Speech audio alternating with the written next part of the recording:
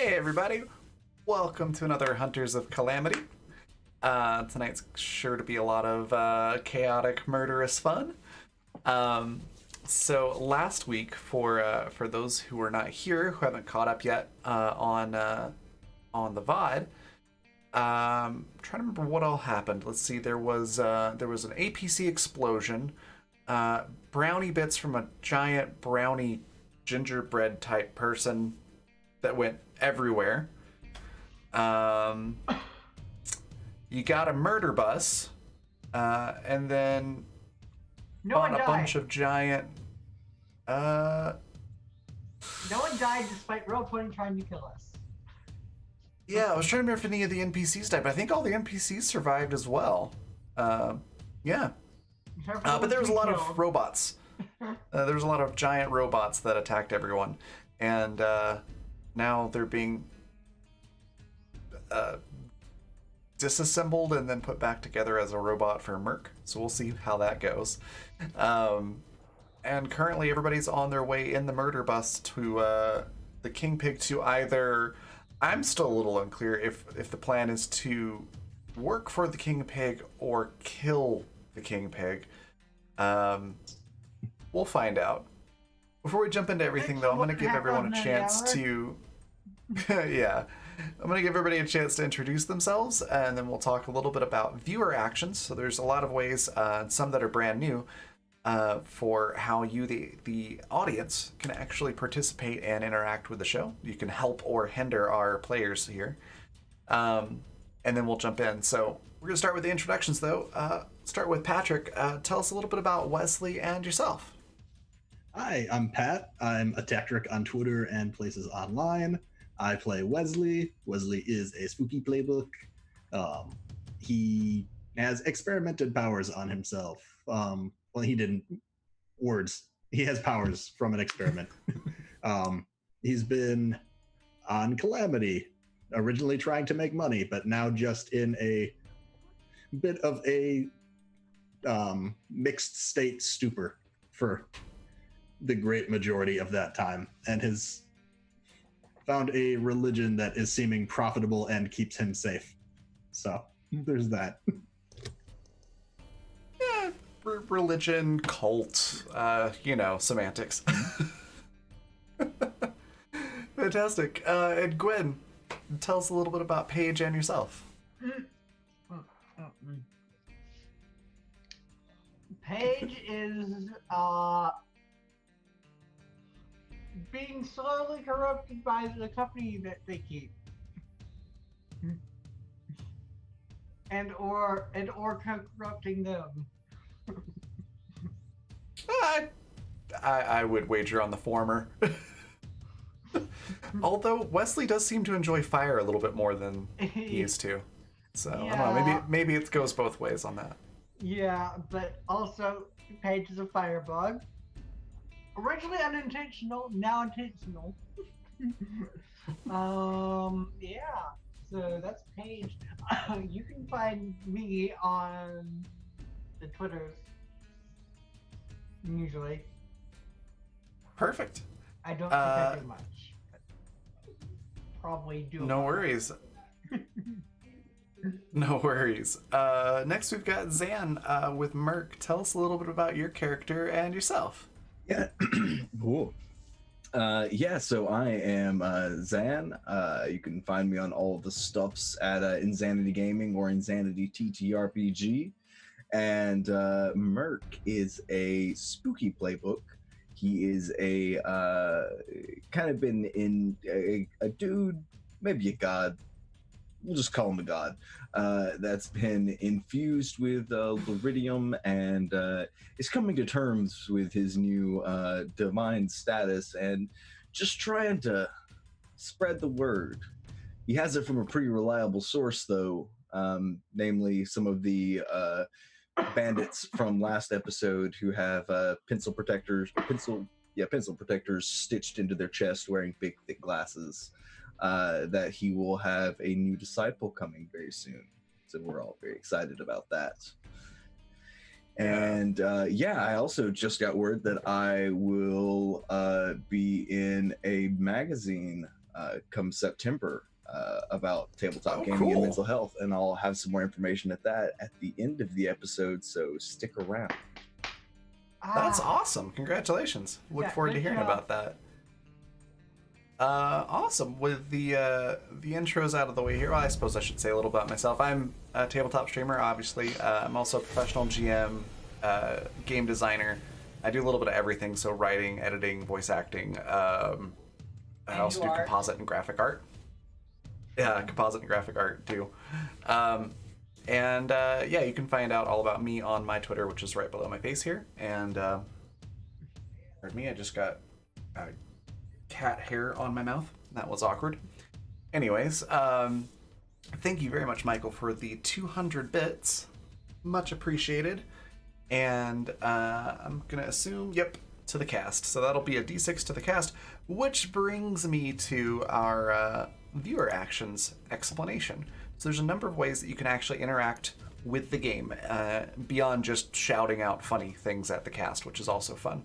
The easiest way to do so is through the tweet of the game, which is there in chat now. For every 5 interactions, that's likes, retweets, and comments, D4 goes to the cast and to the DM, which for this game in particular, being Monster of the Week, is particularly powerful. The system that we're playing uses 2d6 on every roll, so an extra d4 can actually do quite a bit of damage or help there, depending on what the situation is. So that's one way that you can do that pretty easily. The other way is through guild coins, which if you look at the little round rainbow-colored icon below your Twitch chat box, you can click on that, and there's a number of different options there that you can use. Did want to briefly go over, let me find my list here. Some of the new things that just got added in this week. So we changed some things around to add in something called plot points, which allow you to do anything from an inconsequential to a major plot effect as an audience member. And this is all using guild coins, which you get just for watching the stream and interacting. So anything from you can give a player a +2 on their next roll, introduce a minor connection to an existing NPC, or you can even name or rename a business or a location if you want to, something like that. All the way up to introducing a brand new NPC that you design. You just put in a 1 to 3 sentence description and we'll throw it in. Or you can give a boon or a curse to a particular player. So, or to the entire party if you would like. Which basically means that whenever the DM notices that they're at a critical moment where they need something, if it's a boon, then the player or the party will get that thing that they need at that critical moment. Or if it's a curse, they'll lose a critical thing they need at that moment. So you can actually throw some monkey wrenches into plans quite a bit with that one. But they're all based on different guild coin cost. Obviously, the one plot point is cheaper than 4 plot points. They range from 1,500 guild coins to 6,000. But there's some other cool stuff that you can do in there as well. So definitely check that out. And then finally, if you'd like to support the channel monetarily, we do have options for that, which are right below my face here. Most of these are pretty self-explanatory, but some of them that may not be are the switch. It basically allows a player or the DM to tell another player or the DM to change the verb in what they just said. So for example, if Merc were going to chuck a grenade at an enemy and I had a switch, I could throw that out there and say, change chuck. And it has to be something that's not a direct synonym. So yeah, it could be lick the grenade. It's entirely up to the player that got the switch played on them. But like I said, it can't be a direct synonym, so you can't just be like, well, I gently toss it instead.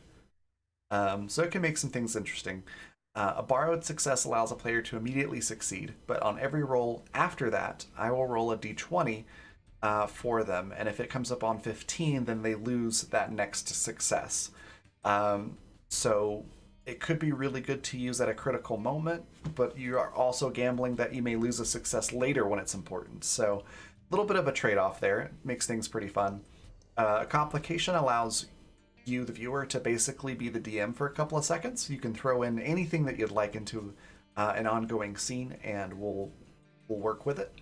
And then finally, the swap 2 players for 5 minutes literally means we swap characters or roles for 5 minutes. So you could have Gwen playing Wesley and Patrick playing Paige, for example, or you could have Zan DMing for 5 minutes and me playing Merc for 5 minutes. It's pretty funny. It's pretty cool stuff. And you can do all of that through bits, subscriptions, coffee.com/Raven, raven.rocks, or through Patreon. So that is there in chat. Bard tier and up get credits every month towards viewer actions that they can use. Also, a new little announcement today. I've unlocked all of the content on my Patreon from last month, so February, and this month, just to give people something to look at, kind of go through and hopefully enjoy, since a lot of us are stuck at home with not a lot of what we normally do every day happening. So hopefully that helps a little bit and you can enjoy it. All of that out of the way, we're going to jump into the game. So Merc, Wesley, and Paige, you are currently on what I'm calling the murder bus, but you're welcome to name your vehicle anything that you'd like. But you're on your way to the King Pig's territory. What do you do on the ride? How does everybody feel about a sing-along? I think that sounds great. We should also have torches. Have what? Torches. Fires on the corners of the bus. Oh, as long as you don't mean inside the bus. I don't think this has a magical fire extinguishing button. No. From the driver's seat, you hear Ted Jr. go, yeah, it doesn't have that, but please no fire inside the vehicle. Yes. Burke looks him dead in the eye and takes a drag. Oh, cigarettes are fine, just no open flames. Yeah, but Good call. torches on the corners of the bus. It would be far more intimidating that way. I mean, but Paige, why don't we just put you on the roof and let you be the torch? Even better. Even better. Okay. How do you want to do this? There are some lawn chairs that have been bolted down to the roof now. Yes. Thanks to your followers. But there's no seatbelts or anything. Do you want to just sit in one of those, or do you want to have them strap you in with something? I'd say the latter.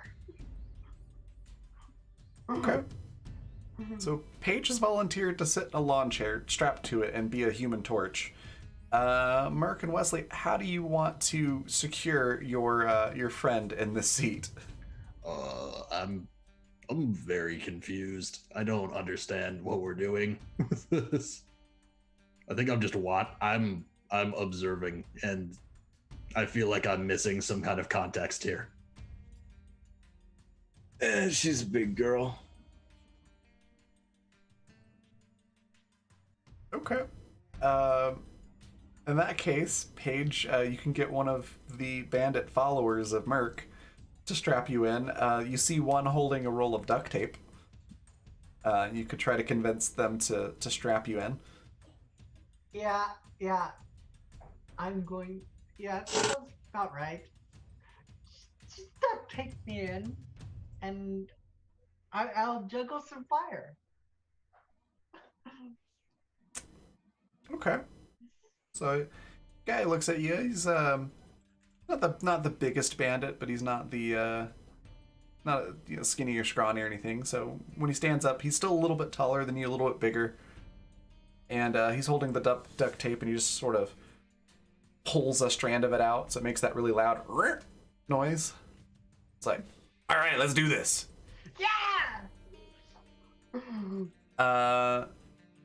So I'm assuming you sit down on this lawn chair. Mm-hmm. we're gonna say it's a mostly metal lawn chair since you're gonna be on fire. That way you don't melt the whole thing off. Hopefully, I'm not going to be on fire. Hopefully, we'll see how the rolls I mean, go. you never know. So, yeah, he duct tapes you in place, thoroughly duct tapes you to this chair. There is no getting off of this thing without help. So you are strapped in, and you want to juggle fire while the bus is rolling down the road. Is that right? Mm-hmm. Yes. Okay. Go ahead and roll weird to see how successful you are at this Yes. So that was a 4 and a 3. this attempt. Plus 3 is 10 for weird.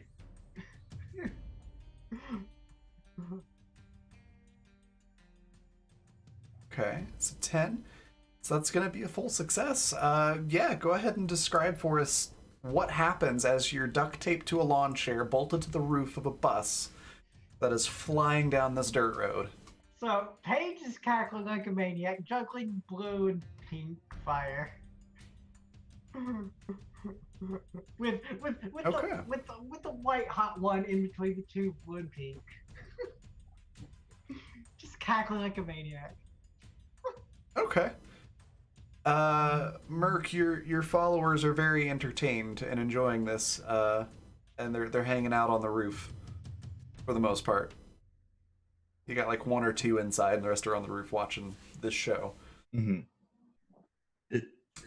Did something happen while I was gone with the van? Like getting the truck? This is. Can you remind me where we got this van from? Ted Jr. got it at the car dealership in Vale. He called in some favors.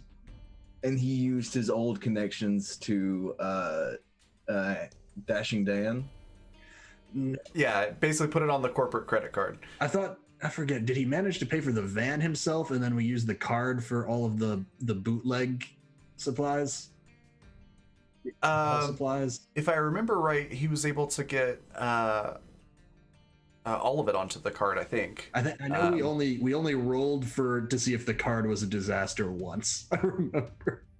Okay. He might have used like his own money to get the extras or something like that. But I remember the bus itself was on the company card. It was the card was for the gun, I think. I think that's what the card was for. The cannon on top. Oh yeah, it might have been that, but Sorry. One way or another, it all got paid for, yeah.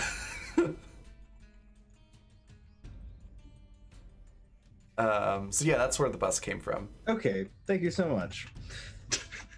Yeah. I'm No problem. I promise you I'm not doing anything untoward. Nothing chaotic. I find that highly suspect. I'm wounded. Yeah, that's never really stopped Merc before. What? No. Of course not. All right. It takes a little while to get back to the sort of truck stop location, essentially. So if there's nothing else that you want to do on the way there, we'll fast forward to getting there. So you pull up. Wesley, you see that same mechanic. One second, please. Oh, sure. What's up? Just not adding chaos. Oh dear. I'm about to use a plot point, so I Okay. figured we should go ahead and show the audience how to properly use these plot points to interject a little bit of fun and creativity into these games. All right. We'll take a beat here. There we go. Okay, so redeeming one plot point. Yep. To pull into the pig, an angry tarantula falls into the lap of Ted Jr. Note attached saying, "With love from Dan." It is Ted's greatest fear. Fantastic. So I'm gonna have Wesley do an act under pressure roll for Ted. Ted Jr. Does Ted have anything under that, or is it just 2d6? Just your own stats. Oh, okay. And act under pressure is cool, I think. Correct. It is, yeah. One week, Because I figure you probably have the same cool stat. 1 week I'll remember that without asking. No worries. So an 8. Okay, so mixed success. So yeah, you hear from the driver's seat. What the fuck?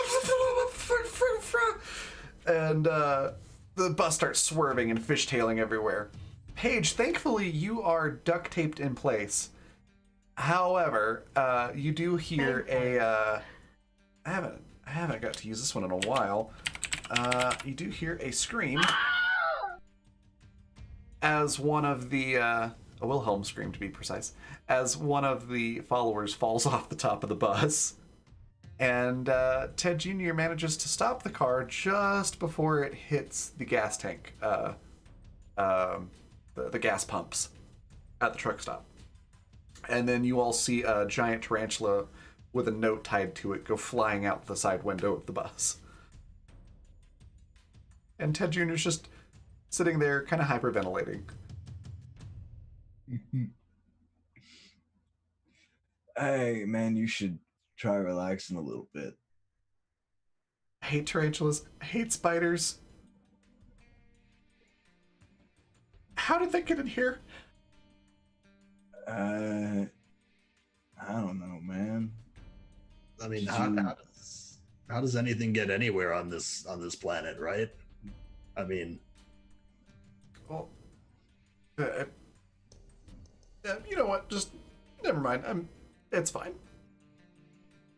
I'd be glad it's just like one tarantula and not like some amalgamation of like 5 of them together with like a bear and an octopus, because that seems like the kind of shit we've been running into. Hey, Ted, God. do you know what you call a flying tarantula that can talk? I try not to think about that, but what do you call a flying tarantula that can talk? You call it sir or ma'am or whatever the fuck else our new overlord asks you to call it.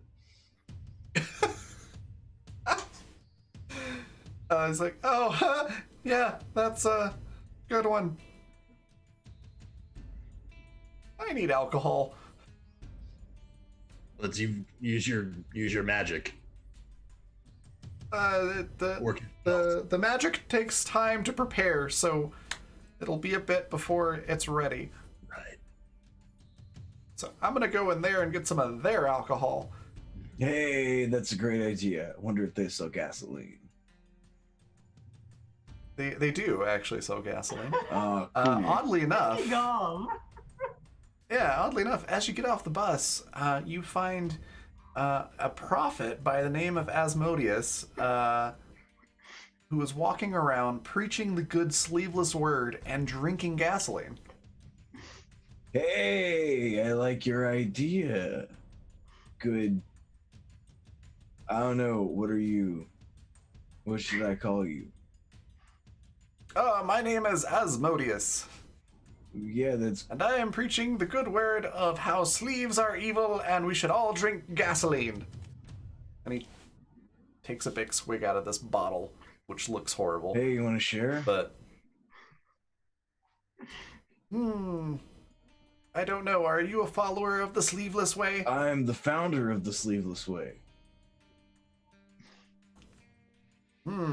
There is no founder of the sleeveless way. The sleeveless way is for all. No, that's where you're wrong.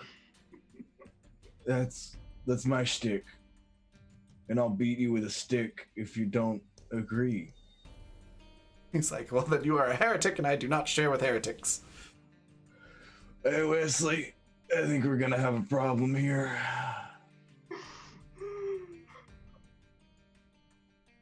High Priest. What you notice Wesley's kind of looking where the car, like the bus almost hit, and he's just hoping that that nameless mechanic is underneath one of the wheels from Ted Jr. swerving. Is there any chance of that? No. He was sitting in a chair leaning back against the wall of the garage, like the entrance to the garage. I just very As obviously, before, with a magazine or a comic or I something. very obviously stare from him to the wheel, back to him, and back to the wheel. And then, wait, He just kind of glances up for a second, like licks his thumb, and then flips the page on his magazine, goes back to reading. oh wait, what were you saying? Infidels, heretics. Yeah. This guy says that I'm not the true founder of the Sleeveless Way. So, I mean, I think the answer is either a gasoline chugging contest or we kill him. Right. This Asmodeus fellow looks at you, Merc, and goes, well, I mean, do you have a religion registration certificate that shows when you started your religion? No, because the only people that read registration certificates are sleevers. And we ain't no sleever. Oh, I am not a sleever, and I have a certificate. It's from 5 years ago. Does he like show the certificate at all? He does. He pulls he's wearing a vest. So he pulls it out of his vest pocket. Can I try and chop off his arm with my big knife? Sure. As he does that, I will create a portal underneath where the arm will follow. Will fall. So that Okay. yeah. In my mind, we've been looking. One of those would have saved us a lot of trouble. That's our certificate. I see where you're going with this now. Or a Okay. new offshoot branch. Yeah, go ahead and try it. It's gonna be kick some ass.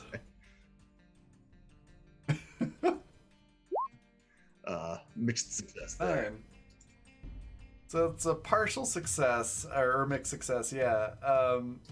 So you managed to run over with your knife.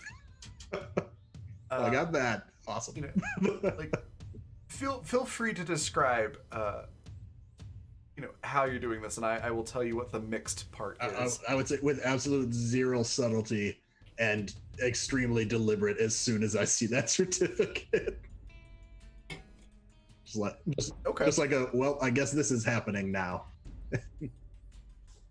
So, yeah, you managed to cut the guy's arm off. However, there's a lot of blood, and your certificate gets very bloody. It's still kind of readable, but it's very obvious that it's been blood splattered. Can I create as the arm falls? Can I create a portal underneath it to get it away from the blood and have it fall at my feet? Sure, you can try. That'll be a weird roll. Oh yeah. 13. Fantastic. Merc is weird if nothing else. Yeah, it happens exactly as you describe. It's still going to get blood splattered, but it doesn't land in a pool of blood or anything like that. Instead, it lands at your feet, yeah. The whole arm with the certificate still clutched in the hand. The prophet looks at you all and goes, well, that was rude and inconvenient. And he pours some of the gasoline on his arm and lights it on fire. Basically, very poorly cauterizing the wound. Well, hey, good news. Now you can go start preaching the gloveless way instead of the sleeveless way.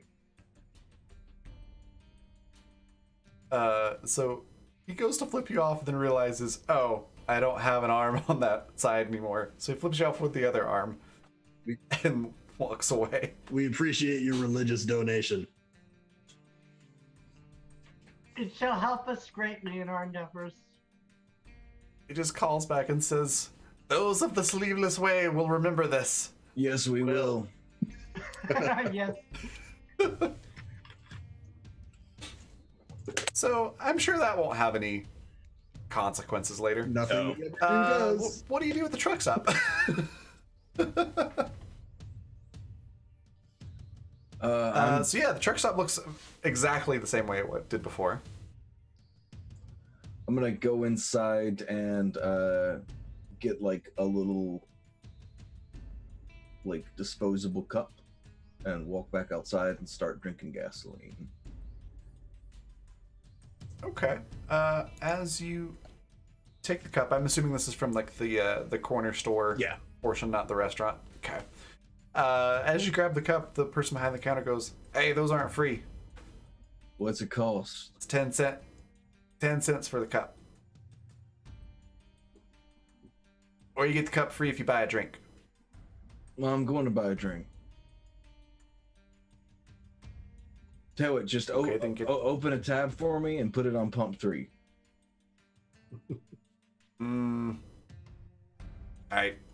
Thank you. Pushes a button. Woohoo! All you can drink. So yeah. Pump 3 is open and working now. I'm gonna gather my followers around me and just start preaching and drinking. Okay. Holding the other lad's hand and gesturing with it. Okay. Paige, what are you doing? Laughing and juggling. Oh, Okay. you're still juggling fire? I think I'm gonna be. Yeah. I think since there's something new been introduced here, I'm going to have you roll weird again to make sure that you don't get those fireballs too near to the gas pump that you're sitting in front of. Yeah. Because I am evil. That's a 13, a 6, and a 4, and a 3. All right, so you So, thankfully Yeah. managed to not blow anything up. By the way, there's now 2d4 to both of us Ooh. because we've had 10 interactions on the tweet of the game, which again is there in chat if you haven't interacted with it already. So yeah, everything is fine aside from, you know, dismembering a random prophet person. You haven't angered anyone, destroyed property, or blown anything up yet. So I think So- that's a new record.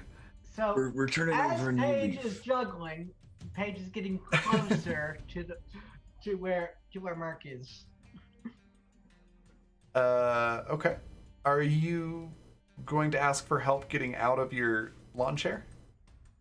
No, Paige will just burn it off. Okay, that's gonna be another weird roll. Hopefully I fail. Not likely, but it's possible. Well, I've got 44, so That's a 10 total. 10 total? Yeah, we're gonna use a d4 on this. Let's see what I get. I'm gonna be a little evil.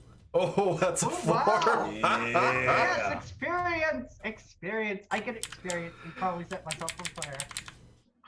Oh, very much so. That's a fail. So with your thing, you've got your magic just doesn't work for the rest of the session, or you get all but one of the glitches. Which one do you want to take? I'm gonna say fizzle. Magic doesn't work Fizzle. for a while. Okay. So your magic is out for the rest of the session here, which is going to make life interesting.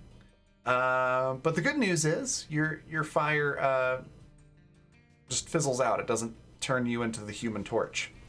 And But Paige you're is still like, strapped into this "Ah, this chair.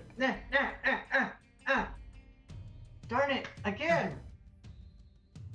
You're still duct taped to this chair. So what do you do? I'm gonna pull out my sword. You can't. You're you're kind of duct tape. Well, I guess your hands would probably be free enough because you were juggling. Yeah. Okay. I forgot you're juggling. So yeah. I'll allow that. Go ahead and grab your sword. Yeah. I'm gonna grab my sword, and it's a tough roll. It just kicks him out. I'm gonna call this act under pressure, just because you need to be careful that you don't cut yourself. Oh. Perfect. With a sword. So that's sharp. So cool. Cool. Also good. Cool. So that's an 8, a 5, and a 2, and a 1. 1 from cool. Yeah. So that's an 8. Okay. An 8 total. So that's a mixed success. So you do manage to cut yourself free. However, I cut myself. no, I'm not gonna make you cut yourself.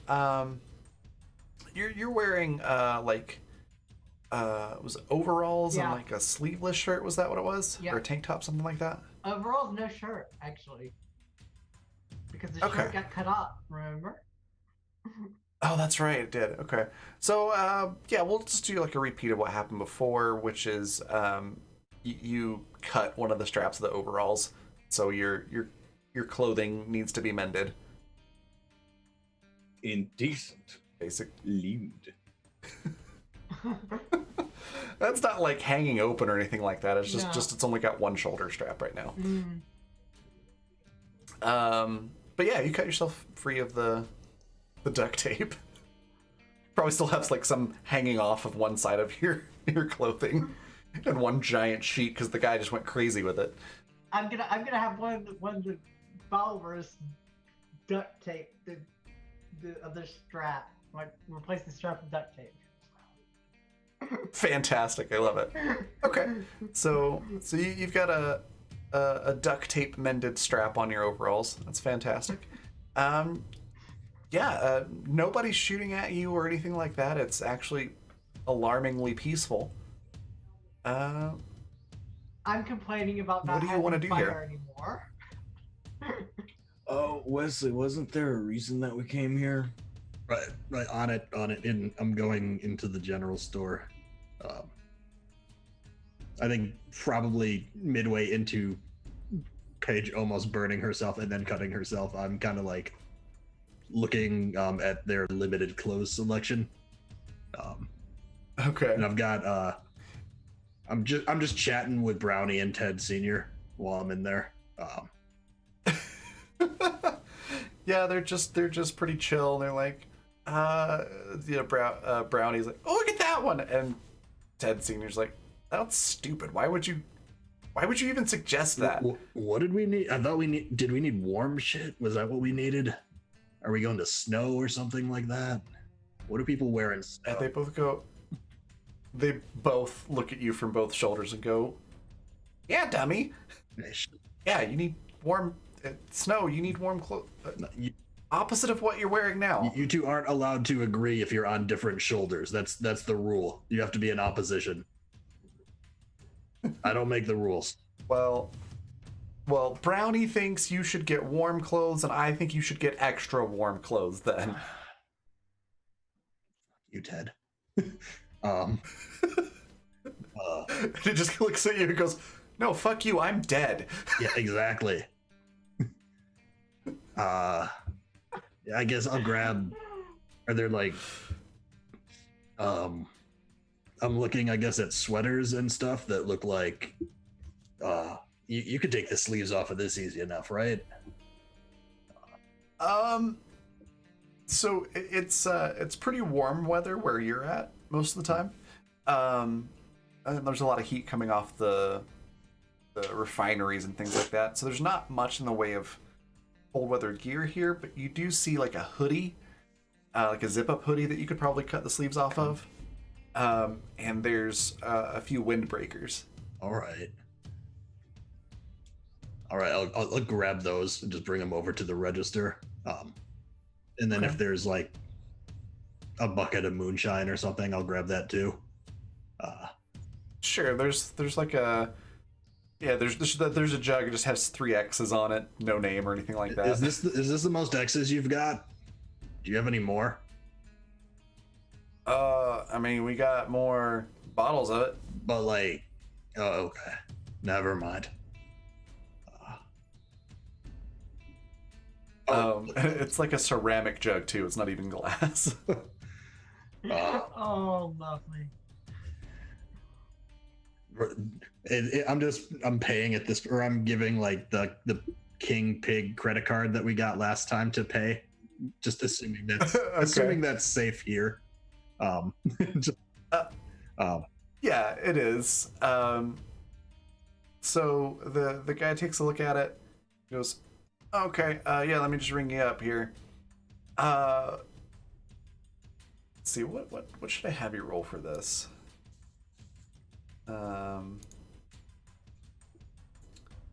Drawing a blank on what all the different stats there are. Okay, so yeah, this is gonna be sharp. Give me a sharp roll. a big ol' 7. You feel a little odd by the fact that he's like, "Yeah, okay, I'll ring you up." Something seems a little bit off about his demeanor, but you can't quite put your finger on what. But he starts to ring you up and scans everything and goes, "All right, so that total will be 200, paying with this card." 200 for 200 what? Dollars? What is, does that come with like, is there like more of these that I get for that? It seems like a lot. That's a designer hoodie, so it costs extra. What if I leave the sleeves? There's no sleeve discount. Is there a religious discount? Technically, we're supposed to charge more for religious personnel. I'll forget you said that though. Said what? Exactly. What am I getting again? You got like 4 windbreakers, the hoodie, and like 3 jugs of the basically straight alcohol. Oh wow, I did not realize I grabbed this much, but that looks, yeah. Do the swipey. So he swipes it. It takes $200 off. Hands the card back and goes, "Have a nice day." And I guess I will just walk back with my assorted loot, and I'm just still just talking to Ted Senior and Brownies. I'm worried about Paige. She seems to be juggling more fire than normal. I'm worrying she's going down a dark path with this religion. Paige is just Not good. Not trying good. to produce fire and not just walking So around. Brownie, going, oh my god, Brownie and Ted Senior, you know, of course, your imaginary shoulder, quote unquote, angels. As you say, I'm worried that this is taking Paige down a dark path. They both just do the slow head turn, side eye glance at you. And don't say anything else. I don't know that I noticed that. I think that's the inside joke of my 2 hallucinations that now have their relationship. Oh my god. Also, hey Leopold, how are you? Thanks for joining us. Okay, I don't even know what to do with Brownie and Ted. What were you saying, Paige? As Wesley says that, Paige is just walking around trying to produce fire, not producing it, like highly annoyed. Oh, hi Wesley. Not working. Okay. You're getting a couple of weird looks from a couple people that work there. That's about it. Don't worry about it. She's with us.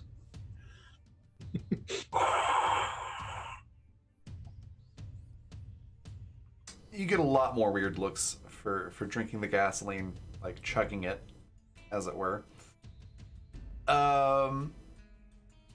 Okay. So, question to the group. You've had a chance to restock, refuel. You didn't crash into anything.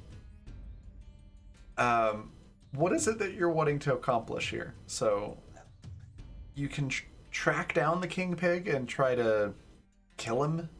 You can just rain havoc on his stuff, or you can work for him. You do know that one of the Daryls is usually behind this building with work. Mm-hmm. I think that our plan last time was we weren't going to sleep and rest at our base because somebody was raining robots on it trying to kill us. Mm-hmm. So since this was on the way to where our magic pointy sticks were directing us, we were going to stop here and look for those and maybe like crash for a night or two. Maybe we could ask the king pig for protection. That sounds like he might ask us to wear sleeves, and that's just not an option. No, sleeves are never an option. I'm just talking about protection. Protection from trying to kill us. But like they're like I don't know that he's got that like authority or power. Like like if we look at like the employees of his that we've met, there were those snipers that we killed pretty easily from like how far away they were with sniper rifles and us running at them. And then the only successful thing we've seen him do is destroy that company, which was us. Yeah, he hired us to do it. Right, but like if we're the best he's got, where are we getting protection from? And safety numbers. I will remind everyone as well, from what Beth had told you and locals, the king pig is basically a big fish in the pond of Calamity. But when you go outside of Calamity, where you're in the ocean, he's a relatively small fish. Maybe we can talk to him about getting some new property. You know, a cathedral, as it were. And we could find out more. We could also, this is a possibility, we could find out more about this religion that was started 5 years ago. It's oddly similar to us. I don't know what you're talking about. Yeah, me either. It's the Church of Merc was, according to our records, established 5 years ago and is properly registered. Yup, always has been. Okay. My gosh. I will give you this. One of you probably would remember. Well, maybe not, but I'm gonna have you remember it anyways. You have a card to a real estate agent on the planet. If you really are looking for a building, you do have that option as well. Oh yeah, I forgot about that. Taco truck. Oh yeah, the tacos. Yes, the burrito truck real estate man. He's on the okay list, and Pig King is on the bad list. So that's like a tier list above. The burrito man is on the cool list.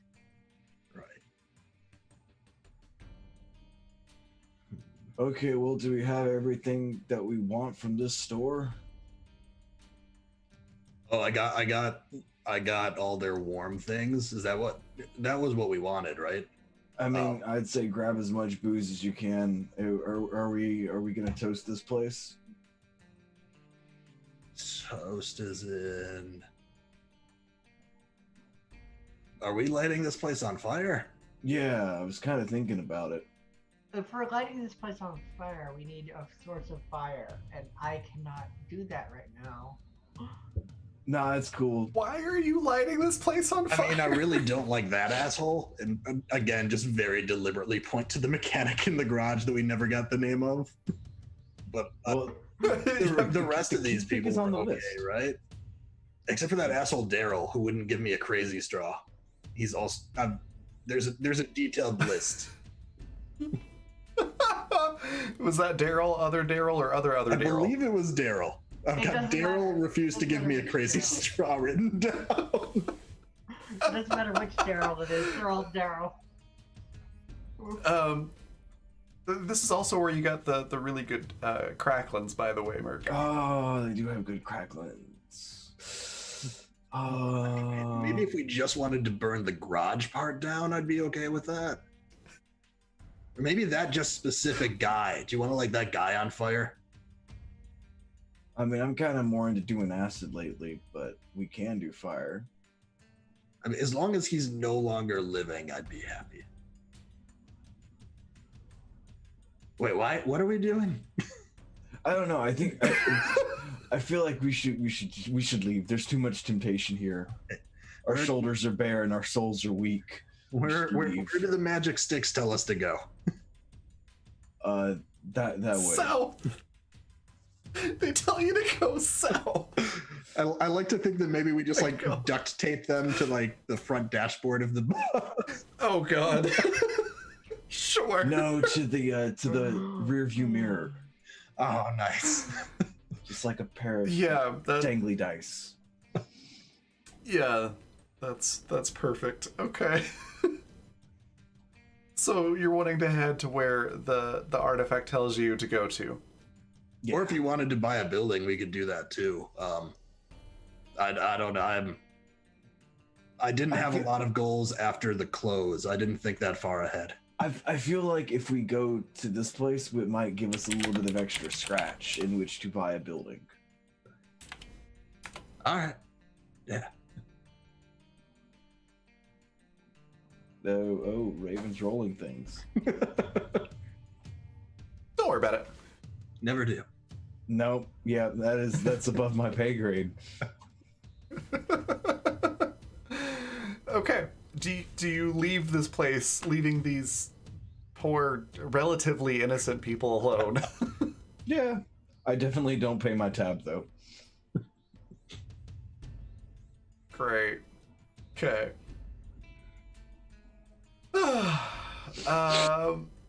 You managed to get everybody belts back on the bus and start heading down south. Wesley, give me another cool roll. And we're going to use that as our... excuse me. Actually, yeah. No, you're good. So yeah, you drive just fine. No big issues crop up. As far as the driving goes, as you head south, you go past a lot of oil rigs and a couple of refineries, and there's still a lot of those pig icons or logos around as you go through. I can only imagine that if Paige still had her fire, like the entire countryside would be lit up at this point. Probably. Yeah, probably. This was losing that was the right time to be driving through this neighborhood. Yeah. Yeah, Paige is just taking out the sniper rifle and just shooting pig icons. Okay. It's like taking pot shots at the signs and whatnot. Yeah. That's pretty fair. There's actually probably quite a few bullet indentions and holes in these signs. Because that's like the only thing there is to do around here. So that's pretty fair. I need to check something real quick. Probably missing a lot. Did you tape yourself back down to the roof, or are you freeballing it? Yeah. Oh yeah, and 4. Okay. Definitely tape. I had to think about how many different groups you've managed to get hits put on your heads for. What? We are. Okay, so that was. We've done nothing to deserve that. Yeah. Okay. Nothing to deserve that. Okay, so you successfully make it out of King Pig's territory, and it's mostly just wide open fields in this section. You see the occasional bandit little enclave here and there, but it's extremely crude what you come across. So like lean-tos, tents, that sort of thing, not even full-on sheet metal houses. The occasional little cabin here and there. Lots of dire dogs and dire birds swooping around. And then there's a spot where there's like a river that cuts through the field. But it's not like a level river. It's where this body of water has cut this sort of deep chasm into the ground right there. So it's sort of a little cliff, and then there's a river at the bottom of it, and then another cliff, and then there's the plain again, and there's a bridge that goes over it. And as you approach it, who would like to take a look and see what you see on the horizon?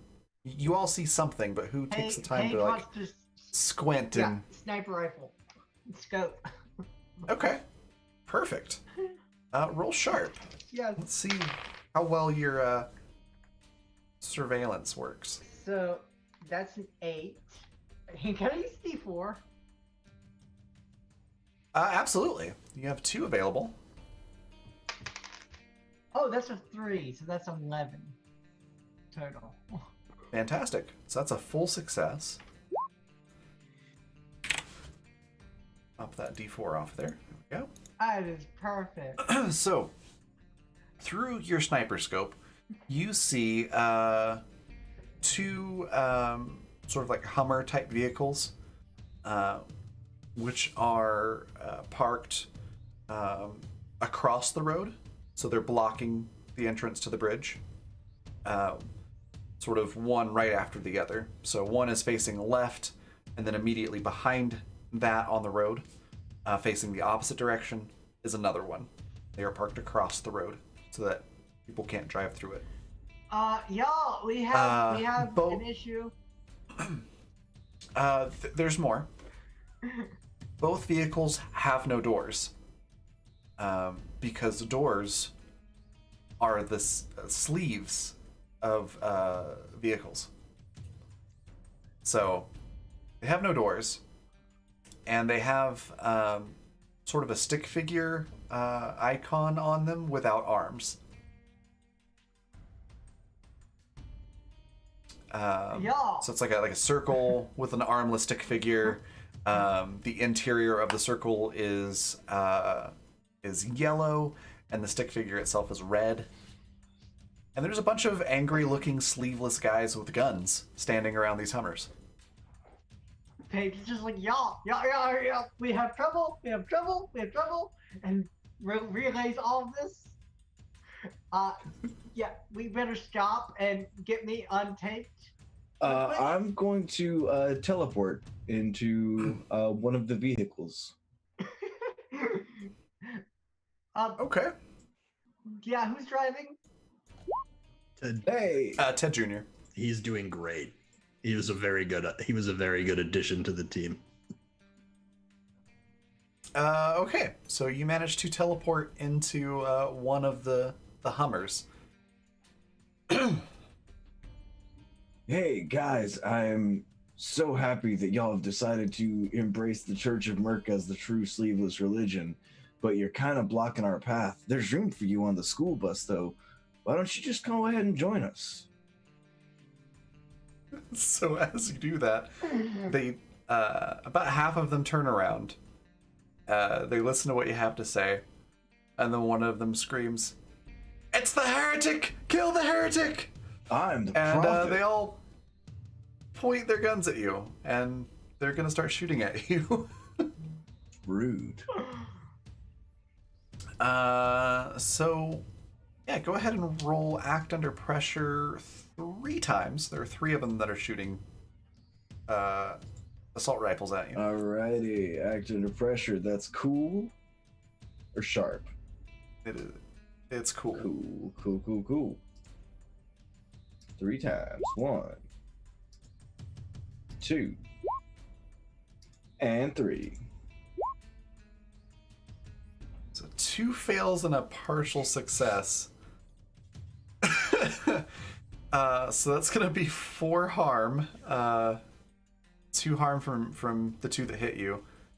Okay. And 1 harm from the 3rd one, since you managed to sort of not get hit by all the bullets. How do you go about not getting hit by all the bullets? I think I'm going to scurry back and forth between the driver and back seat. Okay. Then I'm gonna say you end up in the back seat. Okay. Having taken 5 harm in total before armor and all that other stuff. Yeah, you've got a couple more of them have their attention on you now. So you've got about 5 people with their attention on you, and there's about 5 others watching the bus. We're gonna hop over to Wesley. Merc just teleported off the bus over there, and then you heard a bunch of gunfire. Does Merc have any guns? What are the chances that went well? Only Philip. Well, shit. I guess I will start climbing into the cannon that I managed to magically enchant last time, or the minigun, or whatever we've got up top. All right. Okay, so you're up there. Are you gonna do anything at the moment, or are you just kind of waiting until you get closer? I would like to load up.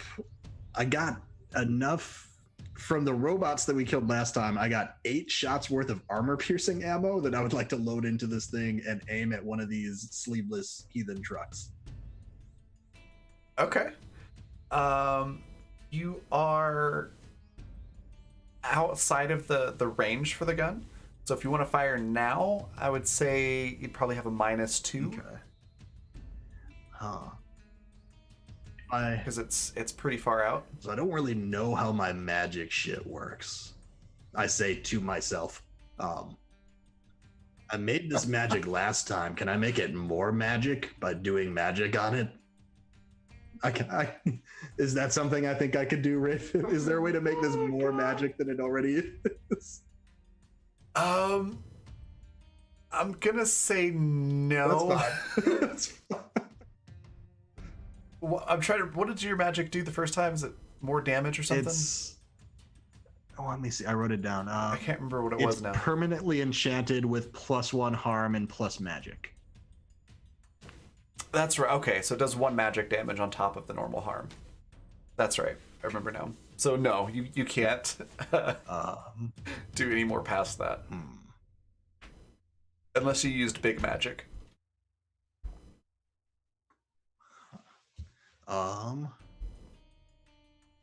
Which usually either takes time or an extra person or well, it always has more risk to it, but would this be if you just do it by yourself in this short amount of time, it's a lot of risk. Would this be too late, do I think, into this encounter to have a premonition while I'm up there? Of how badly this is gonna go?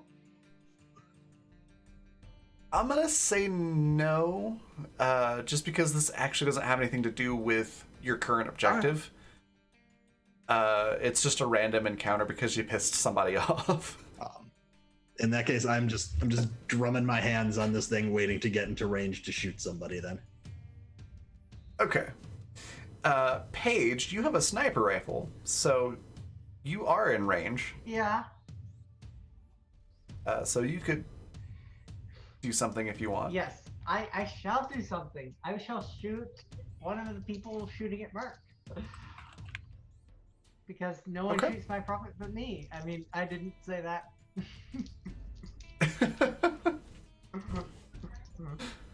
So what am I rolling? Kick some ass. So it's gonna be tough. Oh, it's gonna be real tough because I have 0 in tough. This will be fun. That's a 6 total. It's the curse of the sniper rifles. So that's a full fail.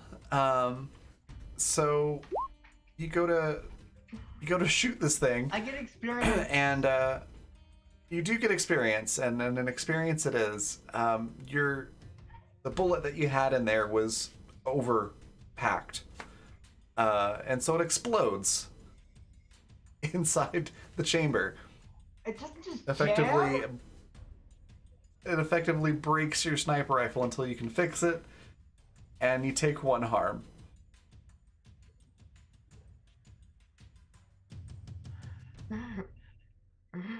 I think there's like 2 other sniper rifles on the bus. You have a collection of broken sniper rifles that you could Yeah. harvest parts I from. don't know Yeah. who makes sniper rifles on this planet, but They're horrible. It's gotta be like freaking Malwan or something. I think there's been like 3 successful sniper shots this entire campaign. It's not proved a reliable method. Yeah. That's really funny. Do you do anything else, Paige? Seeing that the sniper rifle blew up, I'm going to try and repair the sniper rifle. Okay. So to do that, you'll need to head back inside the bus. That's where the extra guns and supplies are. Mhm. But you can get to where the supplies are this turn. That's no problem. So, Merc, it's going to be your turn again. You just got shot a bunch. Hey, at any point in the process of me beating you all like redheaded stepchildren, we are still free to negotiate. Just throwing that out there, and I'm going to corrode everything. Okay. You can certainly try to do that. That is... Use magic. Okay, I was gonna say, is that a specific move Yes, from a it's, playbook, or was it's it? a move from the Hex playbook that we reflavored to That's be right. Merc. It's supposed to be burn everything, but corrosion feels more Merc. That's right. Okay. Definitely. Okay. Yeah. Go ahead and roll for that. Hell yeah. Oi oi. A 9. So that's a. Any objections if I use a D6, y'all? No, Or a D4? We have D4s. Yeah. Cool. Then, what about you, Patrick? You cool with it? do the damn thing. Done. Awesome. So it makes an 11. Yeah, you succeed. Go ahead and describe what your move does, and then flavor it however you like. So my move does. Nope, that's the wrong thing. When you use magic to inflict harm, you can choose to inflict 3 harm area magic obvious, or 3 harm ignore armor magic obvious. So this will be just a Merc is going to release all of the gasoline that he's been holding into, or some of the gasoline that he's been holding into himself, and mixed with various stomach ickinesses, and do the 3 harm area, and I'll use that full success to increase the harm to 4. Okay. Thanks so much for that donation of $4, Gwen. 2d6 to the cast. All right. Yeah, thank you, Gwen.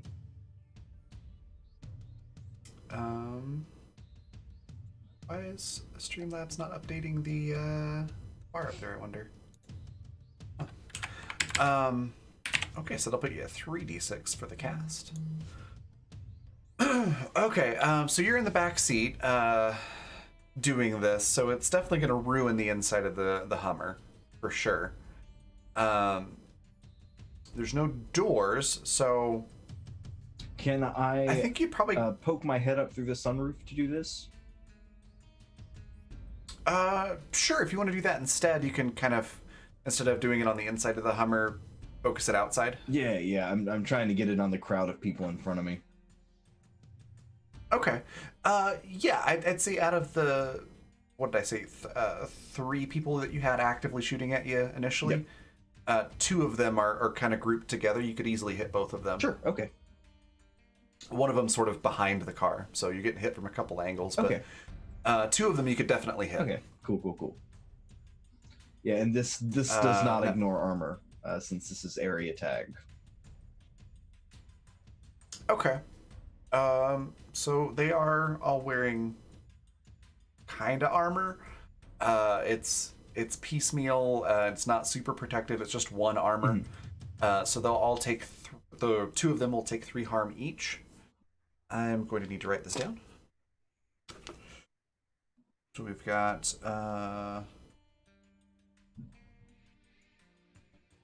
these are the ones that are actively in play at the moment. 1 and 2 have taken 3 harm each. And the one that's so they're screaming in pain and freaking out. And the one that did not get hit says something to the effect of like, see, he's a demon. He dispels corruption everywhere he goes. Something to that effect. Except very flowery, religious sounding language. And with that, it's going to be their turn. 2 of them are currently trying to get this gross, corroding stuff off of them. So in addition to doing the harm, you're also going to keep them from attacking you at this time. Yeah. So you've just got the one that was actively shooting at you before. You did draw the attention of 2 other ones out of the 10. Okay. So effectively, you've got 3 of them still shooting at you, but it would have been 5 otherwise. Cool. So I'll make my well done. 3 cool rolls.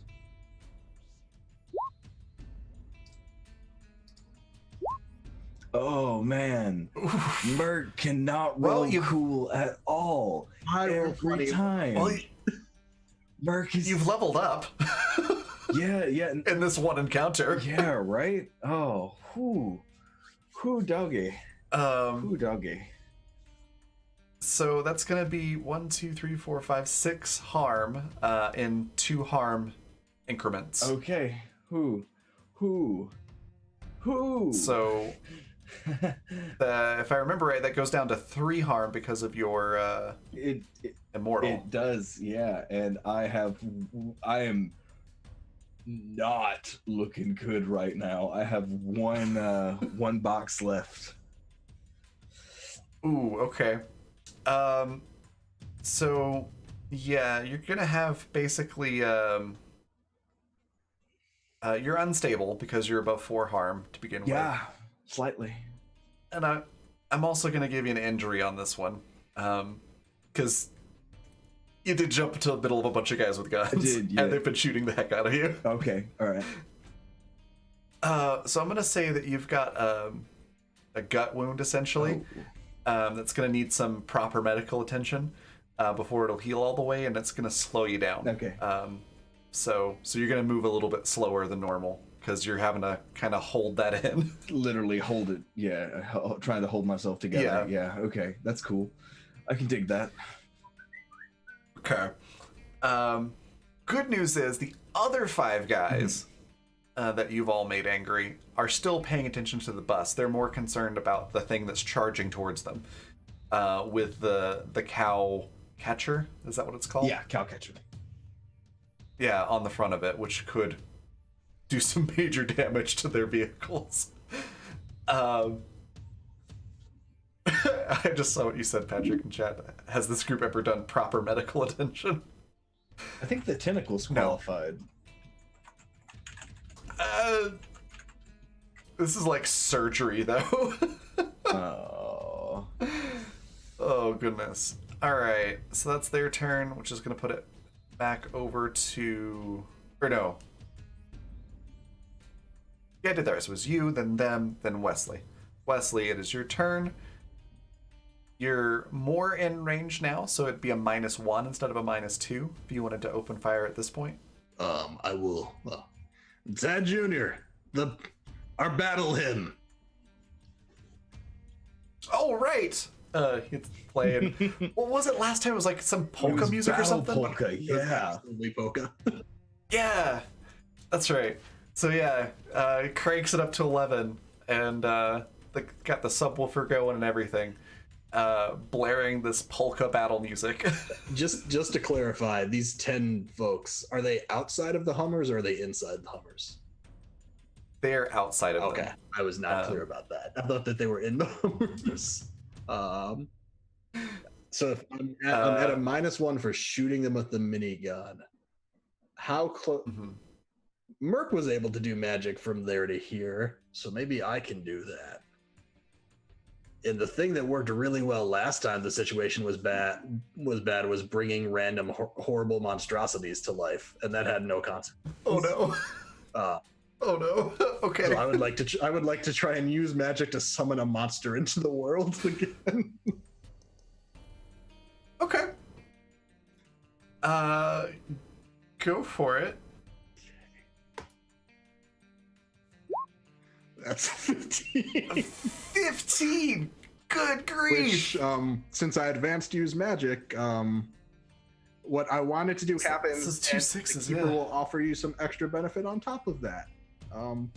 What I wanted to summon was, since I was in a chopping mood, I would like a big disembodied arm to just crash out of the ground, just like flailing around near the cars. Okay. Done.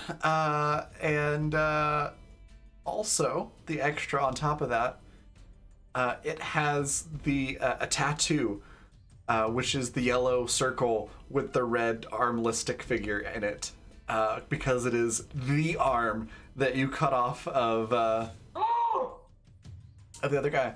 Nice. Oh, hi, Last. Hello. You've eclipsed Wesley. missed quite a bit of what has just Just walked happened. into some shit. Yep.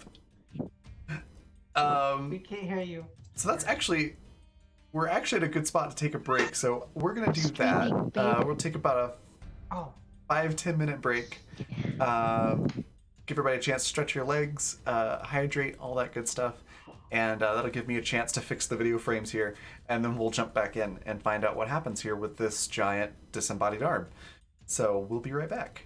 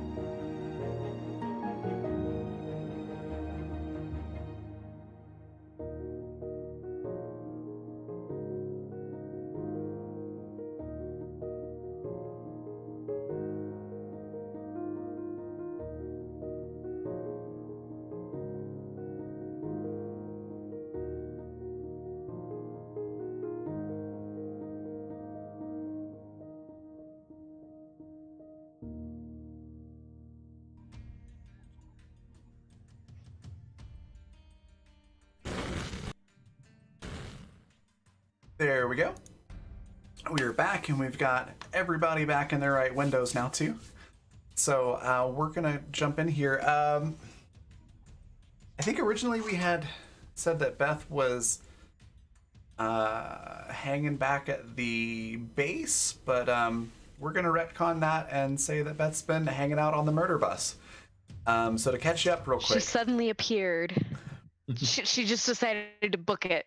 Run. To catch up real quick, you're on an armored bus with a cow catcher in the front and a minigun on top with a bunch of bandits and your party. The party just cut the arm off of a prophet of the Sleeveless Way and stole his religion registration certificate. He cauterized his own arm and walked off and said that the Sleeveless Way will remember this. And as luck would have it, or the dice that I rolled, there is a big group of them blocking your way to the next objective. In Hummers, Merc has teleported over into the middle of them, is near death because he got shot a ton. And Paige tried to snipe one of them, and as this game would have it, the round exploded in the barrel. Oh, and Paige has no has no magic. Yes, Paige also had their magic fizzle out. And Wesley just summoned a giant disembodied arm to flail around and attack the bad guy. Well, I'm hesitant to say bad guys because in this campaign, we're the bad guys. No, we pretty much. No, never. Not Paige. The rest of them, probably. Okay. With It's the all exception subjective. of Paige. No one's the good guy and no one's the bad guy. Let's go with that. Well, I mean, the party was just talking about burning down a truck stop because one guy was rude to them a little bit. What? So Excuse me? you're pretty much solidly in chaotic evil territory at this To point. clarify, one member of the party was talking about burning down the truck stop. One member of the party was talking about burning a person alive. And they just happened to overlap a little bit. Yeah, And neither Okay. of them was Paige. Yeah. that's true. Yeah, Paige and Beth are ending up like pretty level-headed in all of this. I don't know why they keep hanging out with you two though. Probably just shenanigans, just because it's fun. Promise of fortune and glory. All right, so Wesley, you succeeded in summoning that giant arm, which has the Sleeveless Way tattoo. So all of them know that it's the arm of their maimed comrade. And yeah, it starts flopping around, and it's taking the attention of 3 of the other guys. So now there's 5 focused on Merc and 2 focused on the bus. Is there anything else that you do on your turn? No, I think I'm good. That felt like a lot. Okay. Paige, we're gonna go to you next, and then we'll go to Beth after that. So Paige, what do you do? Paige is going to pull out their pistol and attach the sniper scope to the pistol, and then run out of the bus. Well, I would not recommend running out of the bus because it is currently traveling at high speed towards the we'll call them soldiers of the Sleeveless Way. Then they'll just hang out in the back and scope. Would you call them Okay. shoulders, since their shoulders are bare? Oh my god. That was terrible. Yeah, they can't all be gold. Roll sharp, Page, to make sure you can get that scope onto your pistol. Uh-huh. Yes. So that's a 6 and a 4, and that's 2 for sharp, so that's 12. Okay, so you successfully get the scope on there, effectively taking your pistol from short range to mid range. So it won't shoot as far as a sniper rifle will, but you did extend the range on that a good bit. And then I assume you're going back to the top of the bus. No. Nope. So just hanging out inside. Yeah, hanging out in the back seat. Back seat. Okay.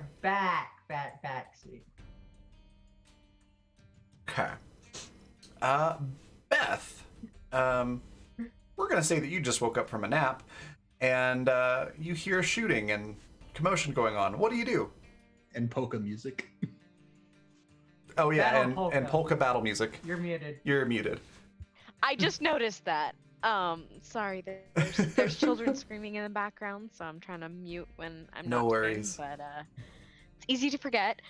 Okay, so first of all, I'm gonna fight whoever's like frickin' interrupted my nap. So I'm assuming, hopefully that's gonna be the bad guys in this case, and it has to be a mid-range to long-range weapon, correct? Yeah. So You're okay. currently mid range. The bus is speeding towards Okay, these so people in the two Hummers on the road.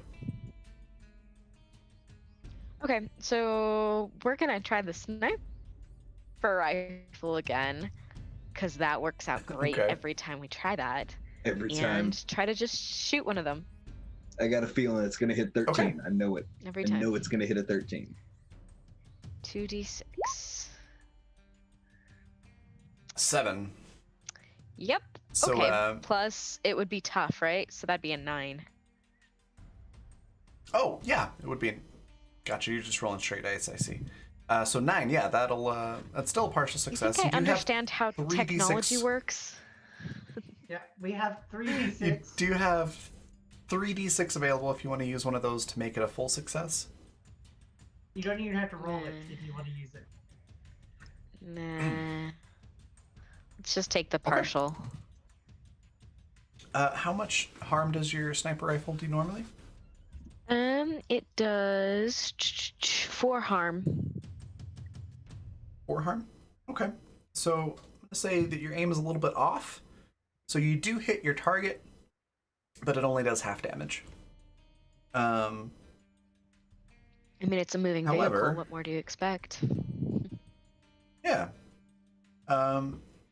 That critically injures one of the people that are shooting at Merc. So it helps.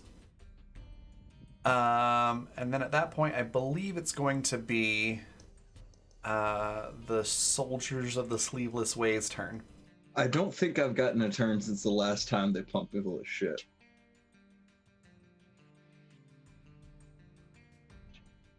Yeah, because they've shot Trying to remember, you so- twice, but you've only vomited acid on them once, I think.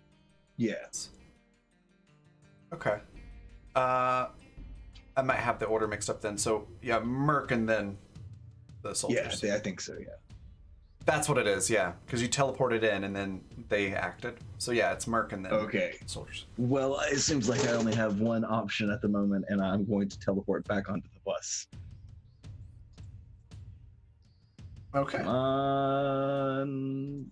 Weird. Yeah, weird. Weird never lets me down. Okay. So yeah, you managed to teleport back onto the bus.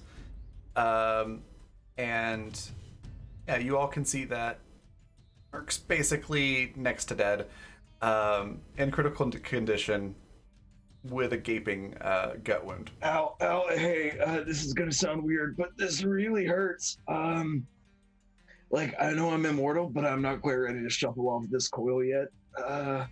Ooh, I think I punctured a lung. Oh, I'm leaking gas. Oh, no. I'm leaking. I'm leaking. Oh my goodness. Okay. So,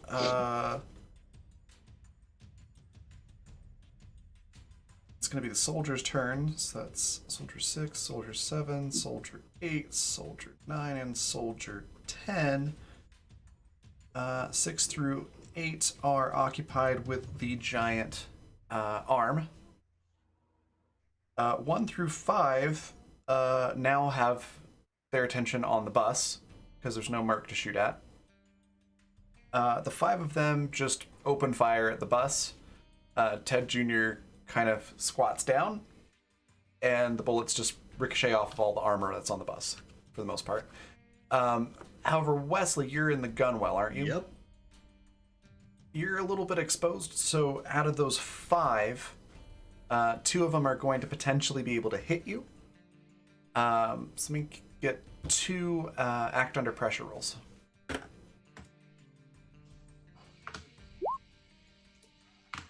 Success and a mixed success. So I will give you an option here for the last one. The first one doesn't hit you at all. Second one, you can either take a harm, ignoring armor, or you can react by dropping down from the gunwell into the bus and be safe. Let's take a harm. Okay. So you take a harm. One of the bullets kind of sneaks in just past the gun, and it hits you probably like in the leg or something, but nothing too critical. And that's their turn, and then there's 2 more left. So let's see. Okay, yeah. They're now the whole big group. And okay. So there's 2 more left. And they run to the back of one of the Hummers. And are kind of out of sight, but they don't shoot at you. They run to the back of one of the Hummers. So the next will be Wesley. What do you do? Well, since I loaded this minigun up with armor-piercing shots, I would like to shoot at the 2 that think they're safe behind the Hummer. Okay. Or just really spray at this point. I don't know how. I'm just following targets and very Sure. very easily distracted, but those 2 were moving the most, so they got my attention. That's totally fine. Go ahead and roll kick some ass. I forget. Did we say since the minigun is magic, I can use weird for it, or is it tough? Yeah, if you want to use your big whammy move on it, you can. A 10. 10. So that's going to be a success. So yeah, you manage to shoot through the Hummer and hit one of them. And they'll take, I believe it's 2 harm and then 1 magic harm, Yep, right? I think so. So yeah, he is not happy about that for sure. The fight continues with your giant arm and the other 3 soldiers. It's flailing around, and it basically like backhands one of them across the front of their entire body. Arm wrestle. Yes, Oh. that's perfect. That's great. And you hear another Wilhelm scream as one of them gets thrown across the plane. I'm just conversation with Ted Senior and Brownie, and he needs a name. Our creation needs a name. Armthony. Brownie's like, I don't know. It sounds like you need a hand with that one. And Ted Senior goes, what about Armstrong? No. Because it's an arm and it's strong. I don't know whether I don't like the name or I don't like you, Ted, but I don't like it. Well, I don't like you either. You killed me. Why does Brownie sound like Morty? I don't know. It's just because it's a high-pitched, weird voice. I don't know, Wesley. So yeah, that's what happens there. And the other three, or other two, I guess, are steadily pumping rounds into this giant arm that's flailing Oh, around. I should have told him it's Armageddon. Damn it. Oh, that'd been good. That was good. Not too late. It's not too late. Paige, it is your turn. Is the bus near them yet? You are now in mid-range, yeah. I'm going to take the pistol, peer out the door, I take a shot, and then pop back in. Okay. You've got a number of targets to choose from here. You've got 5 guys that are shooting at the bus with assault rifles. You've got 2 guys that are shooting at a giant arm that's flailing around. And, you can't see the other 2 from here because they're still behind the other Hummers. So I want to shoot those are your one of the options. ones that are attacking the arm. Okay. So, what would this be?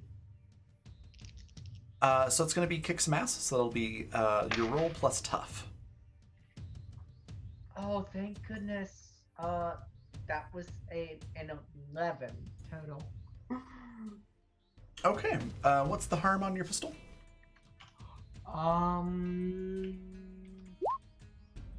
It is Probably- on my character sheet. It says 2 harm. Probably 2. Okay. All right. You inflict some damage. Next is going to be Beth's turn. All right, I'm just gonna take another shot. Okay. Who are you aiming at? You have the same assortment of targets. Yeah, let's. Who looks the most damaged? One of the guys shooting at the bus looks pretty banged up. All right. Yeah, and he's shooting at the bus specifically and not the arm, right? Correct. Okay. Yeah, let's go for the weakest on the bus. So, the weakest Okay. on the bus goes. See how this goes. Plus. Plus 2? Sorry, it'd be +2. I Okay, just so made my screen disappear. It sended. Oh, Make no. it go back. Okay, +2. So. 11. yeah, so that's going to be a killing blow. Go ahead and describe how you kill this guy. I mean, it's just a clean shot. Squeeze the trigger, deep breath, and brain explodes. You know, from a distance. All that beautiful gore. Beautiful, beautiful. Okay. So basically, his head explodes like a watermelon. Yeah. Okay. Very Gallagher. Cool. It's either that or it's going to be like falls a over clean dead. shot through, you know, like that dramatic, like the blood thing. But since he's already damaged, I feel like that would be more satisfying, the head explosion. So we're going to go with that. Okay. Yeah, so you blow his head off. Anything else that you'd like to do on this turn? Talk to anybody or move or anything like that? I think Beth's just going to kind of anticipate where she can find the next target aiming at the bus. So she's just going to get ready to bring that sniper rifle back out, aim, and be ready to fire. All right. Merc. That's going to put it at your turn. Excellent. Against my better judgment, I'm gonna try to heal myself. Okay. That's still a wise thing to do. Yeah, well, see that now you're just trying to talk me out of it. With how Roll20 has been treating you. Yeah, right. Well, weird always does me well. Weird always does me good. Yeah, so I'm gonna try to heal that their gut shot. Okay. Yeah. Hey, that's going to be 2 points of harm back to 2 you. points of hard and no longer unstable, right? Yeah, you still have the injury, but you're not unstable. Okay, cool. So your injury will require at least crude surgery. Okay. But yeah, you're not in critical condition anymore. All right.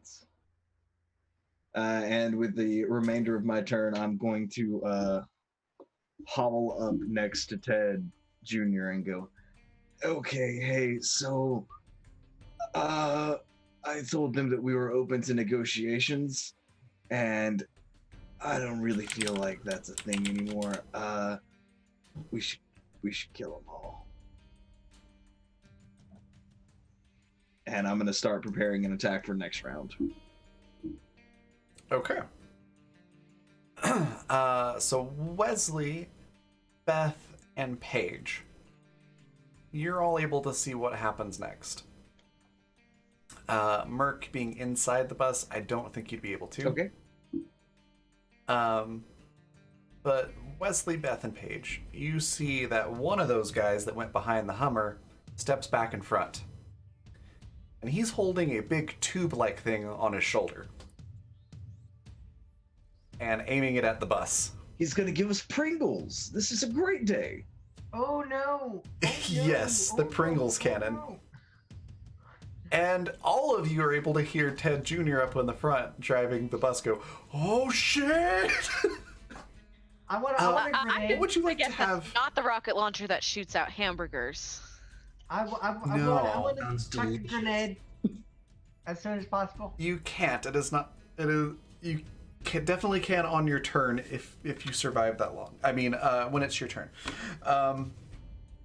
What would you like Ted Jr. to do in this instance, since this NPC is essentially your team? Steer out of the way. And I'm standing like, next to Ted, aren't I? Are you? You might be able to see this. Yeah, then. yeah. I was Not standing just next to hero Ted shit. to tell him that no mercy. Oh, that's right. That's right. In my head, I had you healing, like in a seat or something. But yeah, that makes sense. No mercy, Ted. No mercy. Show no fear.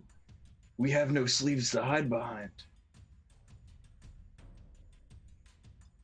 Okay, so you're instructing Ted to lower it? horrible Yeah. advice. Horrible advice, but very in character. Okay. Trying to think of how to decide this. Since you're not making any attempt to avoid the rocket, let's do this. Let's say 1 is the engine, 2 is the windshield, 3 is the left tire, and 4 is the right tire. So engine, windshield, left tire, right tire. Okay. Wesley just wants one of these vehicles to survive. Just one. Right tire. Okay, so rocket goes off. Good news is you have run flat tires. The bad news is that doesn't work on a rocket. So the right tire wheel just gets kind of blown off. There's a big explosion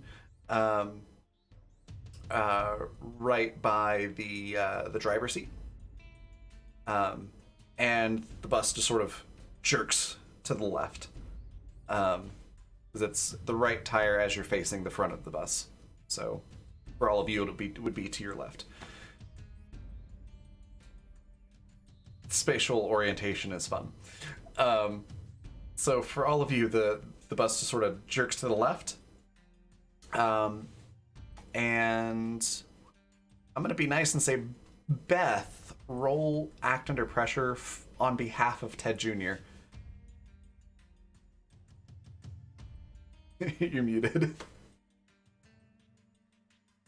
Oh, don't let him die. Okay. That's more if you will all die. No pressure, but act under pressure. Oh, okay. Does he have any bonuses? Will I be going off of Beth's bonuses? Off of yours, which is why I said I'm being nice, because I think you have a +3, if I remember Yeah, right. so act under pressure. I also have bottle it up, a +3 bonus when you act under pressure. However, for each +1 you use, keeper holds 1. Okay. You only need a success for this, so you only need 10, and I think that gives you a 11 with just your full stat. Okay. Yeah. Yeah. Okay. So Beth, you have a moment here where you can call out some instruction or inspiration to Ted Jr. What do you say? Okay. Shoot. Now I have to actually think. You think my brain is turned on for this? Avoid the rockets. The rocket has already exploded. Ted, Yeah. things may look grim, but we will survive this. Just stay focused and don't turn the wheel too much in the wrong direction. You're No, I think avoid the rockets is the best one. Avoid the rockets. Okay. Maybe more of a sarcastic tone, like kindly avoid the rocket. Your collective inspiration and advice seems to do the trick, and you don't roll over, which is kind of where you were heading. However, you are missing a wheel, not just a tire, but a wheel. So he's going to essentially stop the bus. You end up sort of at a diagonal. So let me kind of draw a quick little picture here. Finally, we're matching our Hunters of Calamity profile pic. Yes. It was foreshadowing.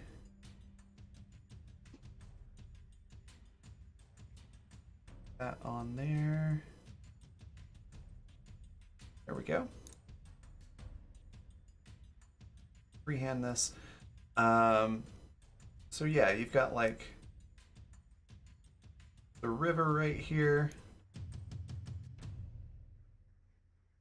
And then the bridge. You've got Hummer 1, Hummer 2, and then your bus is sort of right here at this point.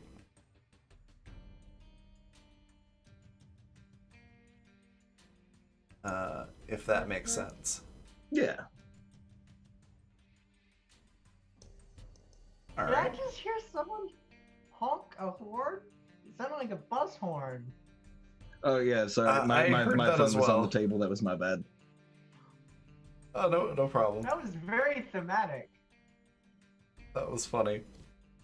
Okay, so that was the soldier's turn. The others. There's more fighting with the arm. It's sort of a draw there at the moment. The rest of them shoot assault rifles at the bus. The bus is armored, so there's not much of an effect. But it does serve to sort of pen you in at the moment. Wesley, you're still on top of the gunwell. It is your turn. We just got this damn bus, you assholes, and since it's doing the most work, I'm gonna see if I can't summon another monster into the world. Okay. Go ahead and. I've yet to be hurt by one of them, so clearly this works perfectly every time.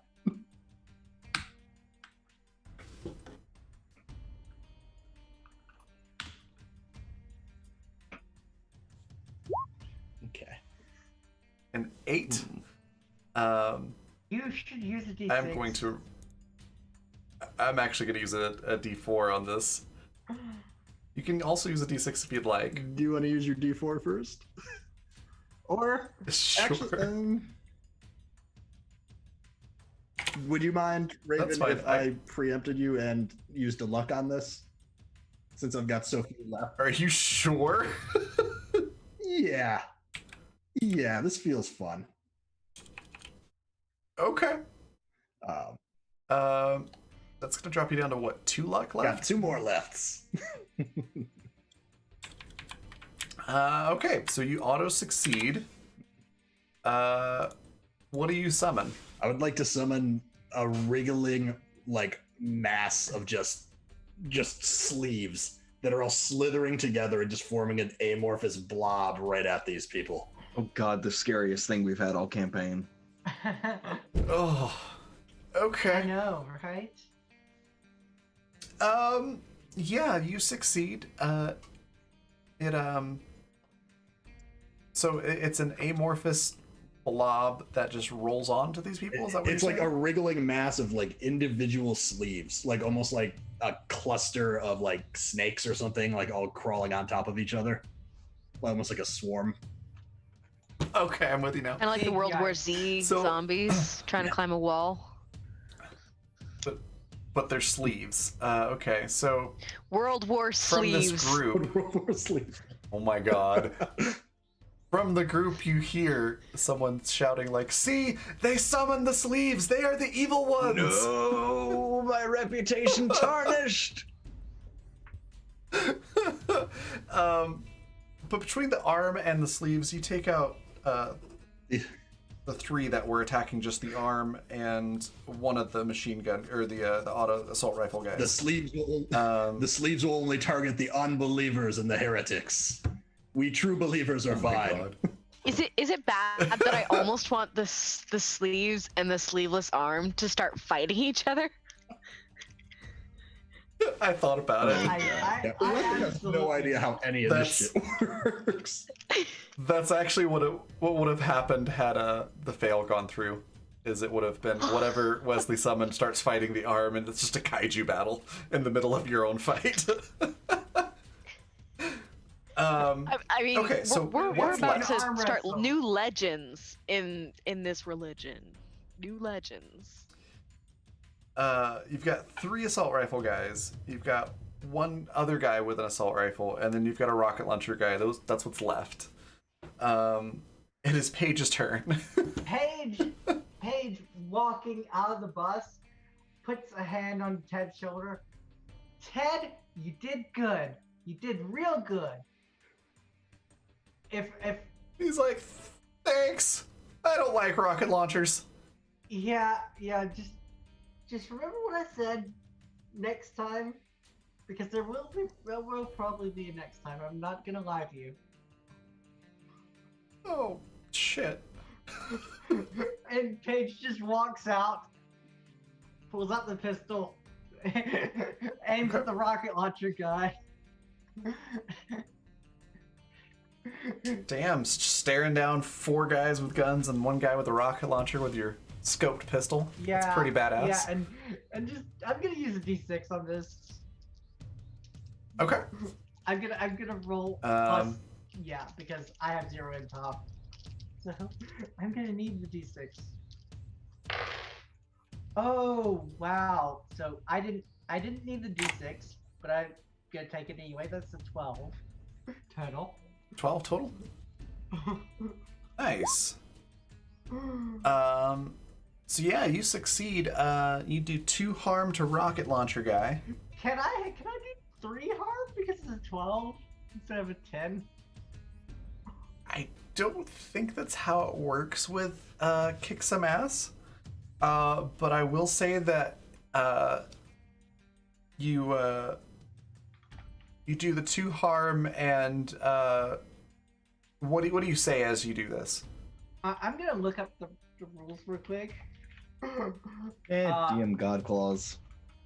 And, Yeah, I was gonna say I'm gonna invoke the DM clause. Yeah. So as Paige does this, Paige is going to say, "You done fucked up. You done fucked up and hurt a bus. We just got this thing. You don't do that." Okay. So not only does he take 2 harm, but you've shaken his confidence a little bit. He starts to wonder, like, what am I even doing with my life? Why am I using a rocket launcher on a bus? Why am I here? Why are any of us here? It doesn't stop him from shooting you on his turn, but he feels a little bad about doing it now. Well, I mean, why is the giant arm here? Why are the sleeves here? Asking the real question. Why is any of this here? Yeah, you're giving him an existential crisis in the middle of a gunfight, so good job. Why do I see a brow on that one guy's shoulder? I don't... Yes. Someone That is a... sees brownie. I was going to say, that's very concerning if somebody other than Wesley is seeing it. But Beth, it is your turn. All right, so rocket launcher guy seems to be the biggest threat at the moment, so she is going to... Absolutely. Yeah, she's going to move and she's going to try to shoot that rocket launcher. Would shooting into the barrel of the rocket launcher do anything, do you think? If you would like to take a -2 on your attack, I will let you aim at the gun specifically to try and disable it. Do it. Or rather make it explode. Okay, you know what? I have used no luck this entire campaign. I think it's time to use one luck to do a guaranteed success. Or Fantastic. should I just roll first, or just the dice might favor you. You can roll. Yeah, first. let's see if the dice favor. Let's see if the dice are kind. They are not. All right, time to use that luck. Okay, so use the luck. Okay. You're basically able to shoot down the barrel and explode the rocket inside this. So go ahead and describe what all happens. You're going to take out 2 people with this. So go ahead and describe how that happens. So Beth aims down to go through the barrel of the rocket launcher, probably right as they're squeezing to do another, squeezing the trigger to let out another rocket. So it is sniper bullet and rocket colliding in a horrible, beautiful mess, causing a huge explosion away from us, which is the best part. Consuming it all in fire and shrapnel and rocket bits and yeah, everything else that goes along with rocket launchers, just exploding through the air in a fire and fury. Okay. Let's demonstrate here what this looks like on the map. There we go. Basically, so you had rocket launcher guy sort of right here. And its little friend was over here too.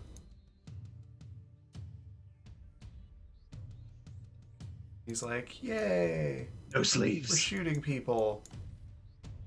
And then you blew up the rocket, and then there was Can I say fire. less yay? Much less yay. I mean, yay for us, but less yay for their friend. So you take out one of the Hummers while you're at it. Oh. So that's kind of where you're at now. Alright, Beth just is not ass. Okay.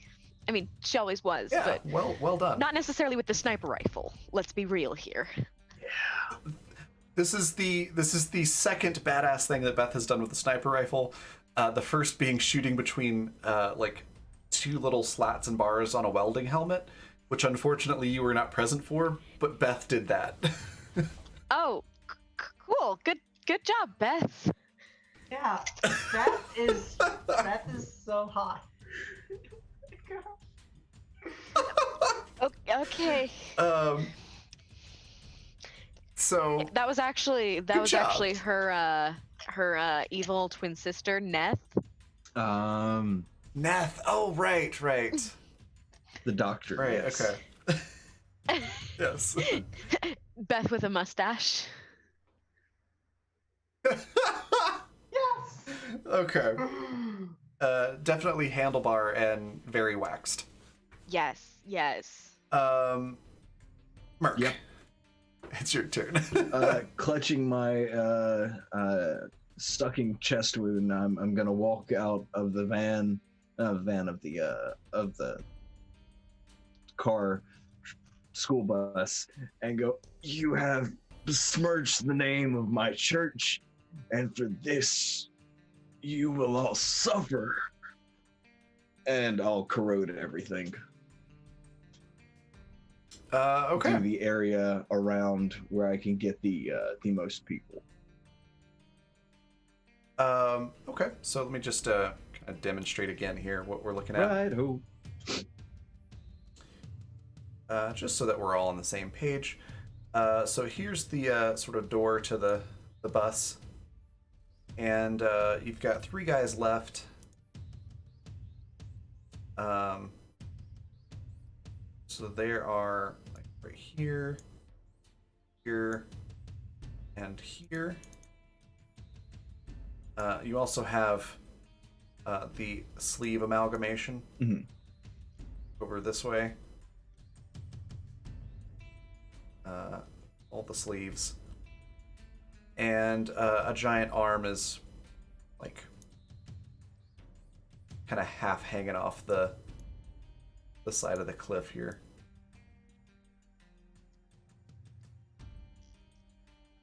I'm the best at drawing, right? That's definitely an arm. Oh, I'm yeah, that's the looks like Philip's friend. It's not getting better. It's just getting worse. Anyways, I want to say, like, we went through all the elements, like fire, corrosive. We just need electricity and what was that last one? Boom. It's a hand. Okay, so I'm gonna do the right thing, not the smart thing. And I'm going to target trying to angle my corrode everything so that it hits the sleeve amalgamation and the one guy instead of the 2 guys. Okay. So you're going for sort of this area right here. Because I didn't right. see Wesley summon that, so. Okay, so you're aiming right Yep. there. All right, go ahead and roll. Righto. And that'll be a weird.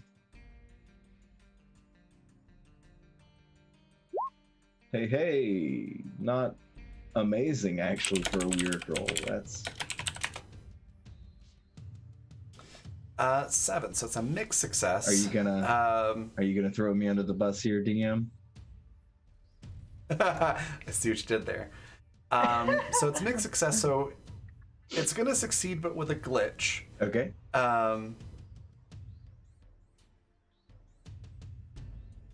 trying to think of how I want to do this.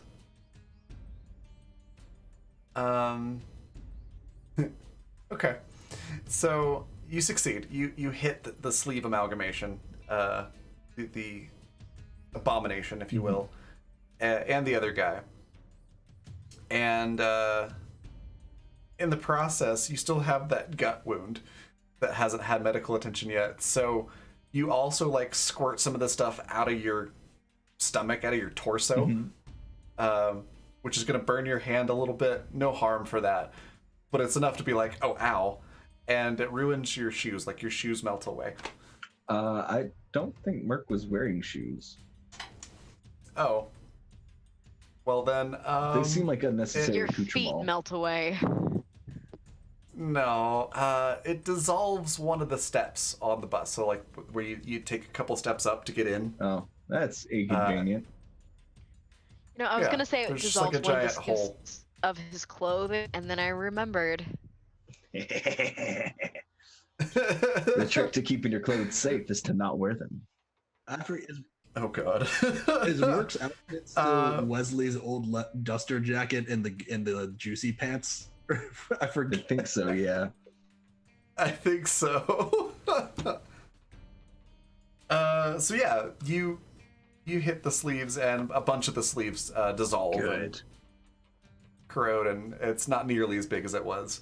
And in the interest of speeding this fight along, you also just take out one of the other guys. Cool. That was fighting the sleeves. So there's only 2 guys left. And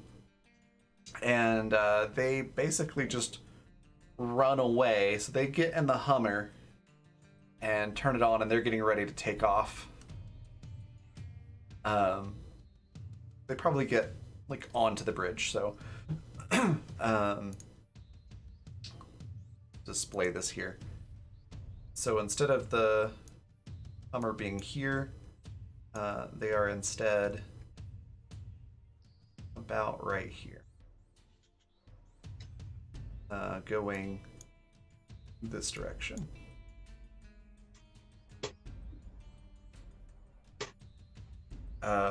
And then it's going to be Wesley's turn. Are they still within earshot, do we think? Probably. I mean, if you yell really loud, they could probably hear you. I'll just yell. It's like, watch now, a holy miracle of the true religion of the sleeveless, as I drive the sleeves from this place. And it's, let me know if you think this would work. Under use magic, there is bar a place or portal to a specific person or type of creature. Can I try and do that to bar sleeves from this immediate area and drive them over the cliff? Like St. Patrick driving the snakes out of Ireland style? Sure. Hi, thank you so much for that raid, Dice Priori. Hey, arigato. Welcome. Thank y'all much. We are currently in an encounter. Our quote unquote heroes here have been on a big armored bus heading to the destination of a vault where all these treasures are supposedly inside. And a group that they managed to anger showed up in front of a bridge. They've now decimated that group for the most part. Merc almost died here, but he's alive. There's a giant kaiju ball of sleeves on the field that Wesley has summoned, along with a giant disembodied arm.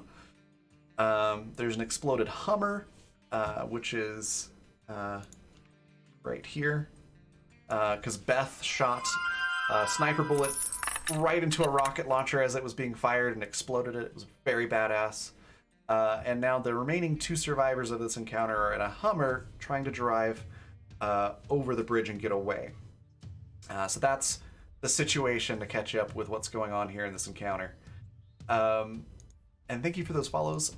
Welcome to the guild, Vox Venato and MK Hansen, or EMK Hansen.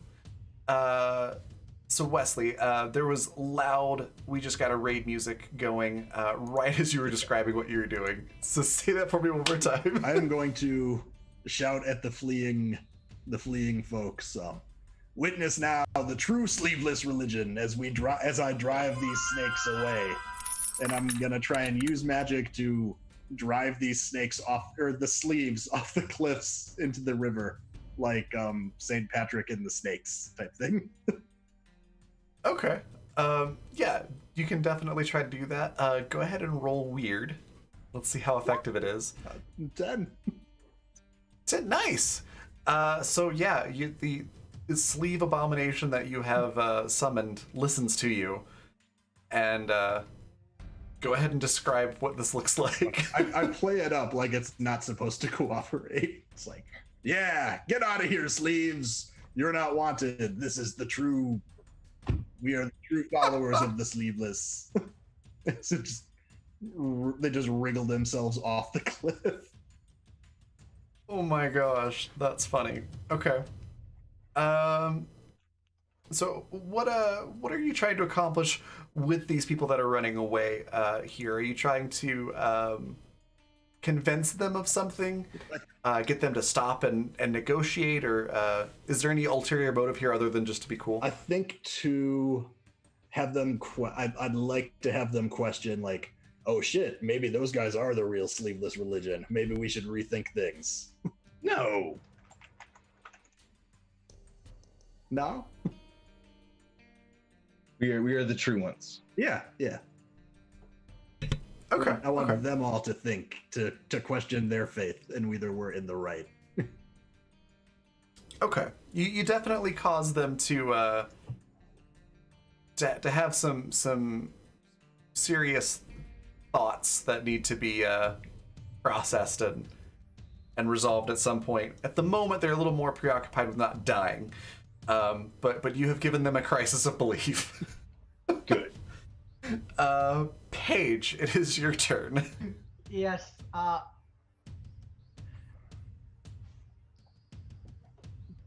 many are left? Just two? Just the two in the Hummer that are driving across the bridge currently. Wonderful, wonderful. So, Paige is just going to look at them and be like, "I told you you done fucked up." Try and just shoot them again with the pistol. Okay. Oh, shit! It's double sixes. So that's a 12.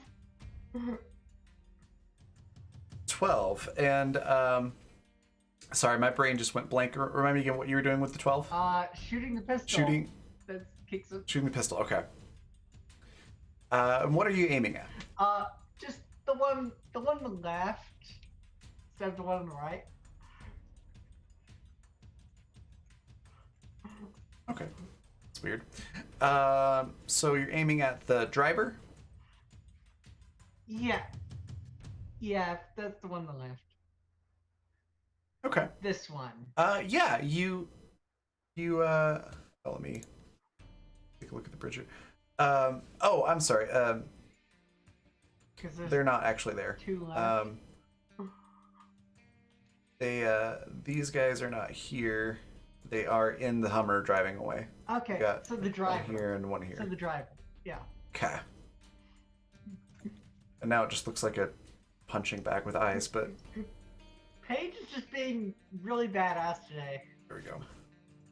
Okay, so yeah, you shoot because these Hummers don't have doors, because doors are sleeves for cars, and this is the soldiers of the sleeveless way. You're able to shoot through no problem, and you hit him, and your pistol does 2 harm, correct? Yeah. Okay, so yeah, you get them as they're driving, and you do some harm. There's some blood. There's some screams of ow. Oh my god, Patrick. Perfect. So Beth, it is going to be your turn next. All right, so we're gonna have a problem with that arm abomination, aren't we? I mean, it's possible. I mean, when have any of the weird shit that I've summoned ever hurt us? Never, right? Not yet. Not yet. Do I piss it off and get it preemptively, or do I take a pot shot at the Hummer? I'm gonna have Beth try to aim for the Hummer's wheels, see if we can stop them and cut them. Okay. Go ahead and roll kick some ass. So it's a 5. So it's gonna be oh wait, you've got to add in your tough. You're muted again. Also, you can add a d6. Sorry, I'm tired tonight, guys. I'm sorry. No worries. Well, so that tough's just a +2, so that'll be a 7. So 7, that's enough to make it a mixed success rather than a straight up fail. You do have 2d6 available. You could add one of those to that roll. Will the d6s roll over to next week? Yeah. Everything stays in the cast and the DM pool from week to week. Okay, let's just save it for something we really need it for. Like running for our lives or a really badass moment. So, yeah, no pressure. But that's a smart, practical decision. That doesn't fit with this group. Not at all. That's fine. I don't know why Beth stays with these people. They're absolutely insane. Or She's more of a Paige. neutral. She's not evil. She's neutral, but she just I guess she's just fascinated. It's just fascinating to her to see these very, very, very weird people come together for a really dumb reason. And it's beautiful in a way.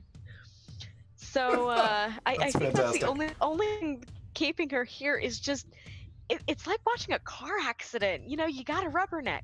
She keeps trying to leave. That's why I stopped showing up. But just pulls them back. Gotta see how this ends. I kind of imagine it as like a flatbed truck crashing into another flatbed truck, and in the back is like 6 dumpsters, all of which are on fire, and that's why you can't look away. And she's a car in the other lane. But Yeah, and you're just like, oh my god. she's got to pull over, make that. I'm going too And far with this Paige is in metaphor. the passenger seat. Yeah. All right, resolving the roll. So that's a 7, you said? Yeah. So mixed success. So I'm going to say this. You do hit the tire. It does puncture it. It's leaking air, but it doesn't immediately go flat. They're still able to roll, but they will have a flat soon.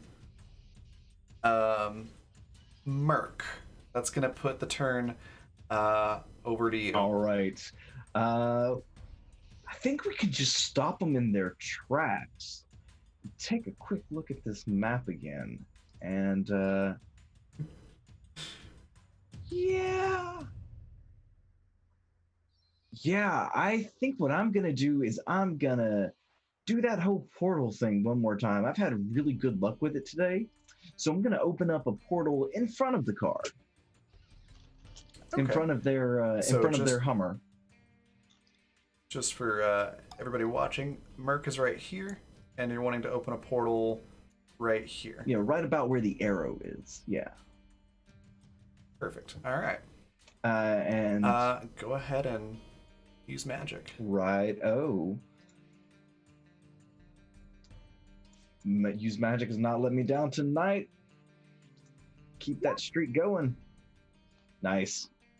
Boom. That's a 12. Yeah. That is awesome. I'm gonna be a little bit mean. I have a D6. Come on. I'm looking forward to it.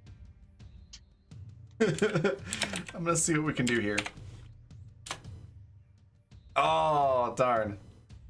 So that's just gonna make it an 11 instead of a 12. It's not a big difference. So you get the portal. Go ahead and describe what you do with this. Great. So I'm gonna open up a portal in front of them, and then as they drive into it, a portal will appear, probably about 20 feet to the right of our bus. Not in the fire, but a little ways away from it. And the portal will be in the sky, and they will just drive straight down into the ground. Oof. Okay. That is what happens. Yeah, there's a loud crashing, crunching noise as basically they just drive full speed into the ground with little help from gravity as well. Hummer's totaled. They're both dead. End of encounter. Almost. I forgot about one thing. You've drawn the attention of the arm. The Armageddon is here. The arm now goes like Thing style from the Addams Family. It's like up on its hand and it's just starting to walk towards you all. Unsettling? Oh, no. He's a friend. Arm thingy is on our side. I don't think so. No. Mm-mm. Oh, my pen's run out. Oh no. So yeah, you see that, Merc. You've basically spent your time killing the soldiers of the Sleeveless Way in quite a spectacular way. So you don't have a whole lot of time, but you can still say something or move. Oh shit.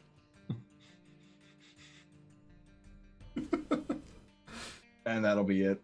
And okay. And Wesley, it is your turn now. I mean, Good job, everybody. The only people that are left are friends. I'm very happy with how that went. I think Wait a sec. I just remembered something. If he banished all sleeves, does that mean the sleeves we're also wearing? Um, Sorry. Just I- realized that Beth has kept her sleeves so far. It's about yeah, time you joined I'm gonna us. say yeah. They joined the massive Yeah. sleeves. Yeah, that while you're in the bus, looking down your scope, your sleeves just animate and just detach themselves from the rest of your Oh, that would feel so clothing creepy. and crawl off, right? So yeah, Beth is sleeveless now. Wow. And we've broken last.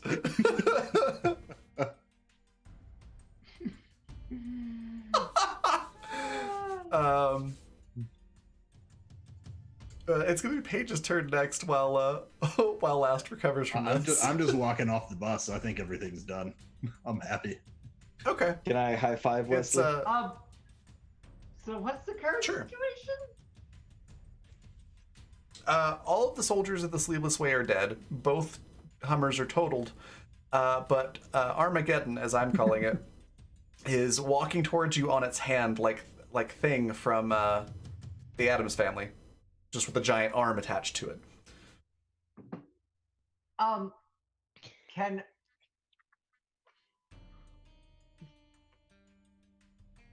what?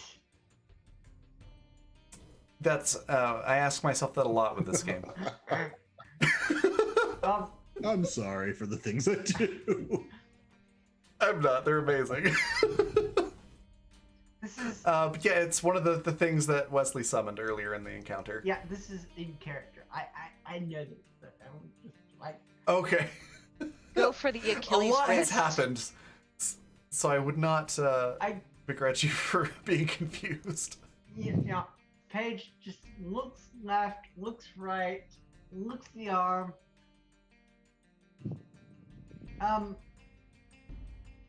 Bye, and goes back into the bus. Okay. All right, then Beth. Armageddon is coming your way. And we're fairly Armin is here to kill, right? I mean, Wesley thinks it's a friend. Paige just went back in the bus. Merc, I'm not sure how Merc feels about it, but I mean, it's kind of hard to tell a giant arm's motivation. Okay. But it is moving towards you. Do I wait to discover the arm's motivation, or do I try to do something? Don't try to strong arm us into anything here. We should really knuckle down and come up with a plan. Oh my god. Okay, Make the arm sure is we're just gonna well destroy armed us to for deal those with puns threat. alone. I mean, we're going out on a limb for sure. Hmm?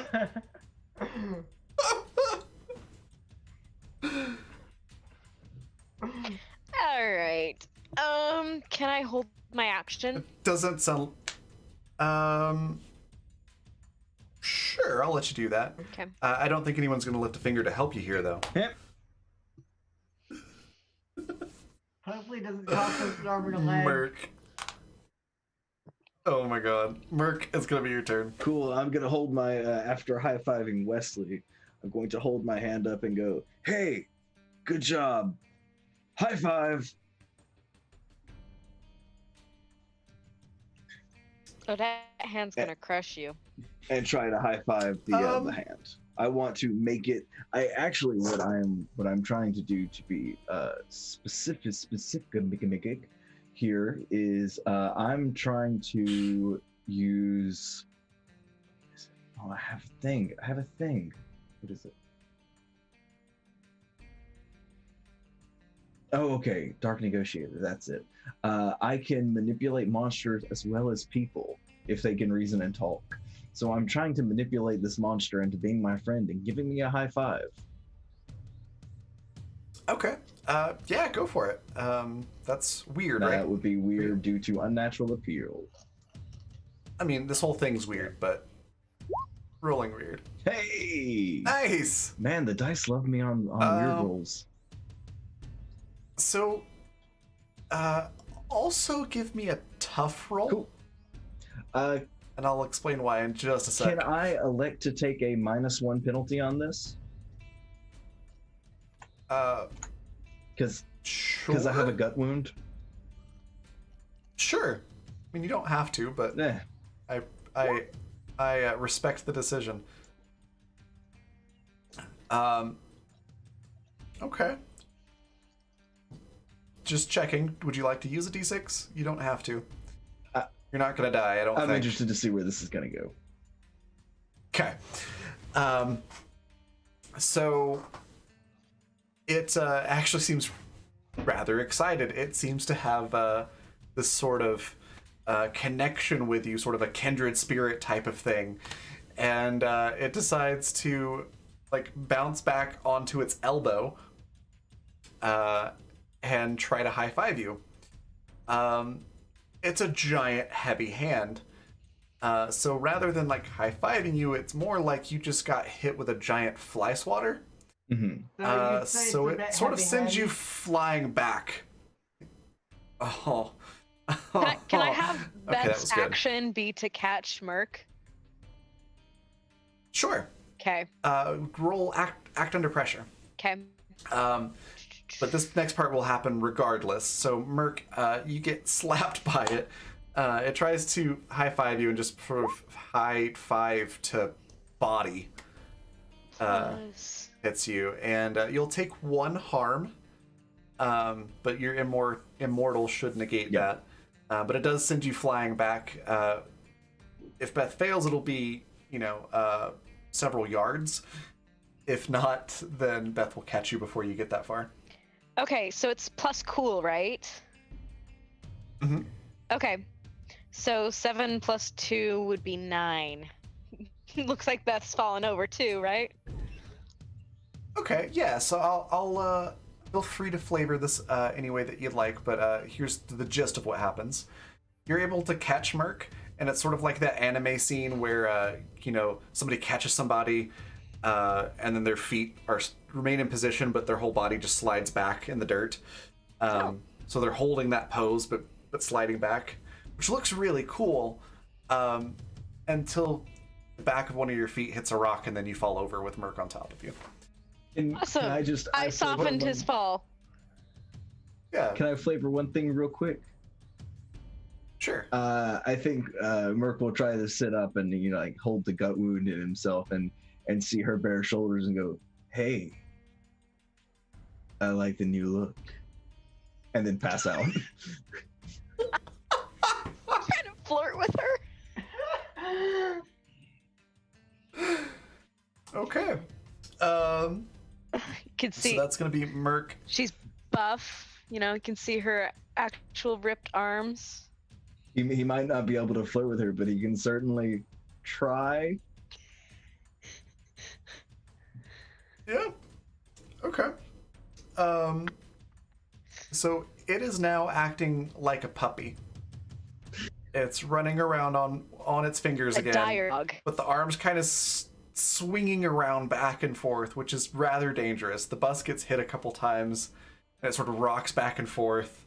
No real damage yet, but it's a problem. Wesley, it's your turn next. What do you do? I mean, everything looks great to me. We're celebrating post conflict. I probably have a victory drink. I'll pull out my jug. Yeah, good work, team. Maybe I'll grab some of our followers, see if we can't. Why don't y'all look and see? Maybe there's a tire we can strip from one of these other cars. See if you can't cobble something together. Okay. They start working on that. every so often you hear another Wilhelm scream as this arm is flailing around and it knocks people around. So nobody dies, but there's a lot of bruises and maybe a broken bone or two here and there. I mean, Would you say the you whole can't be situation mad. It was only trying to give us a hand. would you say this whole situation is pretty humorous? I'd say it's getting a hand. Oh, ow. It's getting slightly out of hand.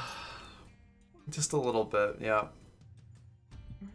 Eventually, they do succeed in finding a wheel that will fit the bus, and they make the repairs. The wheel's slightly, the wheel itself is fine, but the tire is a little bit smaller. So it looks more like the donut has like normal tires, and then one's a donut. I wonder if the big arm could give us a big hand. Oh, terrible. I deserve this though, because I say puns like this all the frickin' time. So yeah, you repair the bus. You've completed the encounter. You can successfully get across this bridge. Ted Jr.'s only had one nervous breakdown today, so Are we Good for him. you're doing good. are we talking about the tarantula or this? Okay, 2 nervous breakdowns today, so it's okay. After a while, the arm just sort of disappears because I think it's got a 30-minute timer on the summonings. I think thereabouts. I think it's up to you. It's not super clear. Okay, we'll say 30 think minutes. Yeah, arms should join the dire dogs. Lasts for around 30 minutes. Yeah. Dire pets. Yeah. Yeah, that would be cool if it was sticking around, but it's gonna disappear. But before it does, it props itself back up on its elbow and it does the little finger wave, and then disappears. I You should have checked if it knew sign language. Oh my god. It was certainly a helping hand. I mean, next time maybe we could just draw a face on the side. And then it can Oh my god. It's so nice to see everyone. It needs to have that particular voice too. Oh my goodness. Okay. You survived the encounter with the group that you had just pissed off, which is funny. What do you do from here? Do you continue on your way? Is there anything else you want to do in all this wreckage and carnage? One of the Hummers. One is completely exploded, and the other is totaled and Oh. missing a wheel now. Oh, okay. I didn't know that before I said that. No, you're good. The one that Merc basically had drive into the ground, it's not drivable by any stretch of the Can I imagination, steal but some it's mostly the rocket in- launcher or some grenades or something. Rocket launcher's toast. Yeah. the rocket launcher is the reason the other Hummer is exploded. Yeah, I want a rocket launcher. Unfortunately, there's none available here. You could try to loot the other Hummer, see what's there, but most everything has been destroyed as No, per usual. not right now. You said they had assault rifles, right? Okay. Can I Yeah, scavenge some one? of them did. Okay. Yeah, the two that are Yeah, that are I want to in, assist in that. That was a much better idea than the one I had. no rolls are needed. The two that were driving the Hummer were the last two with assault rifles. Those probably survived the crash. I think the rest of them are probably melted or bent or something from all that carnage. But yeah, two Are assault there rifles. Any grenades or anything else looting the bodies? Ammo? No, there's no grenades or anything. You don't really have to worry about ammo, but yes, Booze? there's plenty of ammo. No, What? no booze. But we have we have a liquor wizard now. It's true. Junior can create spirits. There is a distillery in the back of the bus. Oh, that's right. I forgot. Yeah. It's currently full of stuff that's fermenting. He's 100% our most valuable NPC. It really is. Poor Ted Jr. After all this is over, Beth's gonna buy him a drink or something. Yeah. I mean, he used to work for Dashing Dan, so arguably a step up. Yeah. Paige is going okay. to sit down with sit down with Ted for a drink. All right. The assault rifles are 2 harm, mid to short range. They're loud, so they are obvious, and probably like we'll just make things easier and say that there's 6 attacks before you have to reload it. So it holds like 12 bullets basically. Each attack does 2 bullets.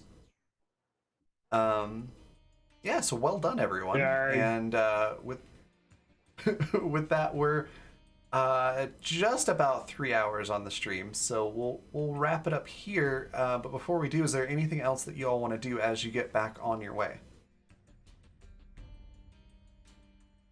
We should probably address that whole needing surgery thing. Yeah, that's a good idea. Does anybody have any kind of medical training at all? I was gonna say, like, Beth's about to try to see if she can sew sleeves back on, but doesn't look like that's about to happen. She can loan her sewing kit reluctantly to Merc. Yeah. Beth is the only one we've ever seen attempt to suture anything properly. Last week involved me sticking a knife into my arm to try and pull out shrapnel. Okay, yeah, let's just say that, like, or I don't know, I guess this will be DMs, but like Beth does have a background in going to a lot of different agencies and things like that. Could that just be part of, her background? She can do minor medical stuff? Sure. Is that possible? That's totally fine. Okay. Let's do a sharp roll for that to see how well you are able to do crude surgery, as I put it. Hey, Merc! Yeah. I'm about to sew you up like I would sleeves on clothing. I kind of would rather die. Oh no. Oh God. God. What's your bonus to sharp? +1. So that's a 5. Can you Do you want to him. use a d6? please Oh, please use a D6? Don't. is Merc worth it? No. No. Actually, no. Now that I think about it. He's a major religious figurehead. So No. Okay. Basically, you're trying to sew up this wound, and in the process, you somehow sew your own hand to Merc's stomach. Neither of you are taking any harm, but your hand, obviously, there's some blood. It hurts, and your hand is sewn to Merc at the moment. Seeing this is Okay, going this to is try closer to and Merc than I assist ever wanted and- to be. Yeah. Can I fix this? Please. You can certainly try. Can I roll sharp to fix this? Yeah. Oh. How screwed are we? Get another That- hand sewn. That's a 2 and a 1, and it's +2. So that's 3 + 2 is 5. Another hand sewn to Merc. Yeah, a I'm key gonna say tenet that of this they- religion is laying on hands, but I feel this is getting a little redundant. Yeah, I'm gonna What were you take saying, the Gwen? experience. Okay, so you you end up sewing your hand to Merc's stomach as well. This was not meant to be. Wesley, Clearly. come try it. I think Wesley, totally oblivious to all of this, walks over with a note that he's been writing earlier in the episode before this. Oh no! I know what you're talking A about. message written. I don't know anything about a note, and I'm concerned. It's good that we're all here. I didn't have something. Paige, I feel that your behavior has become increasingly erratic and violent. It has affected me in the following way.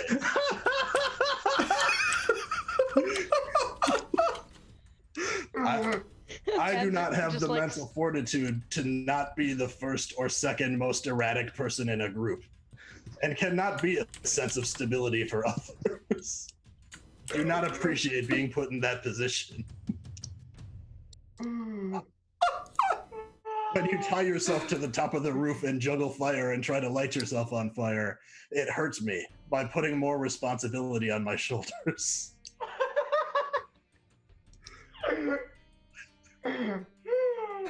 Oh my god. Wesley, that's fantastic. I'm glad you're sharing your feelings. Can you help get us undone from Merc's stomach? Oh, what? Do the what? What? Are you not?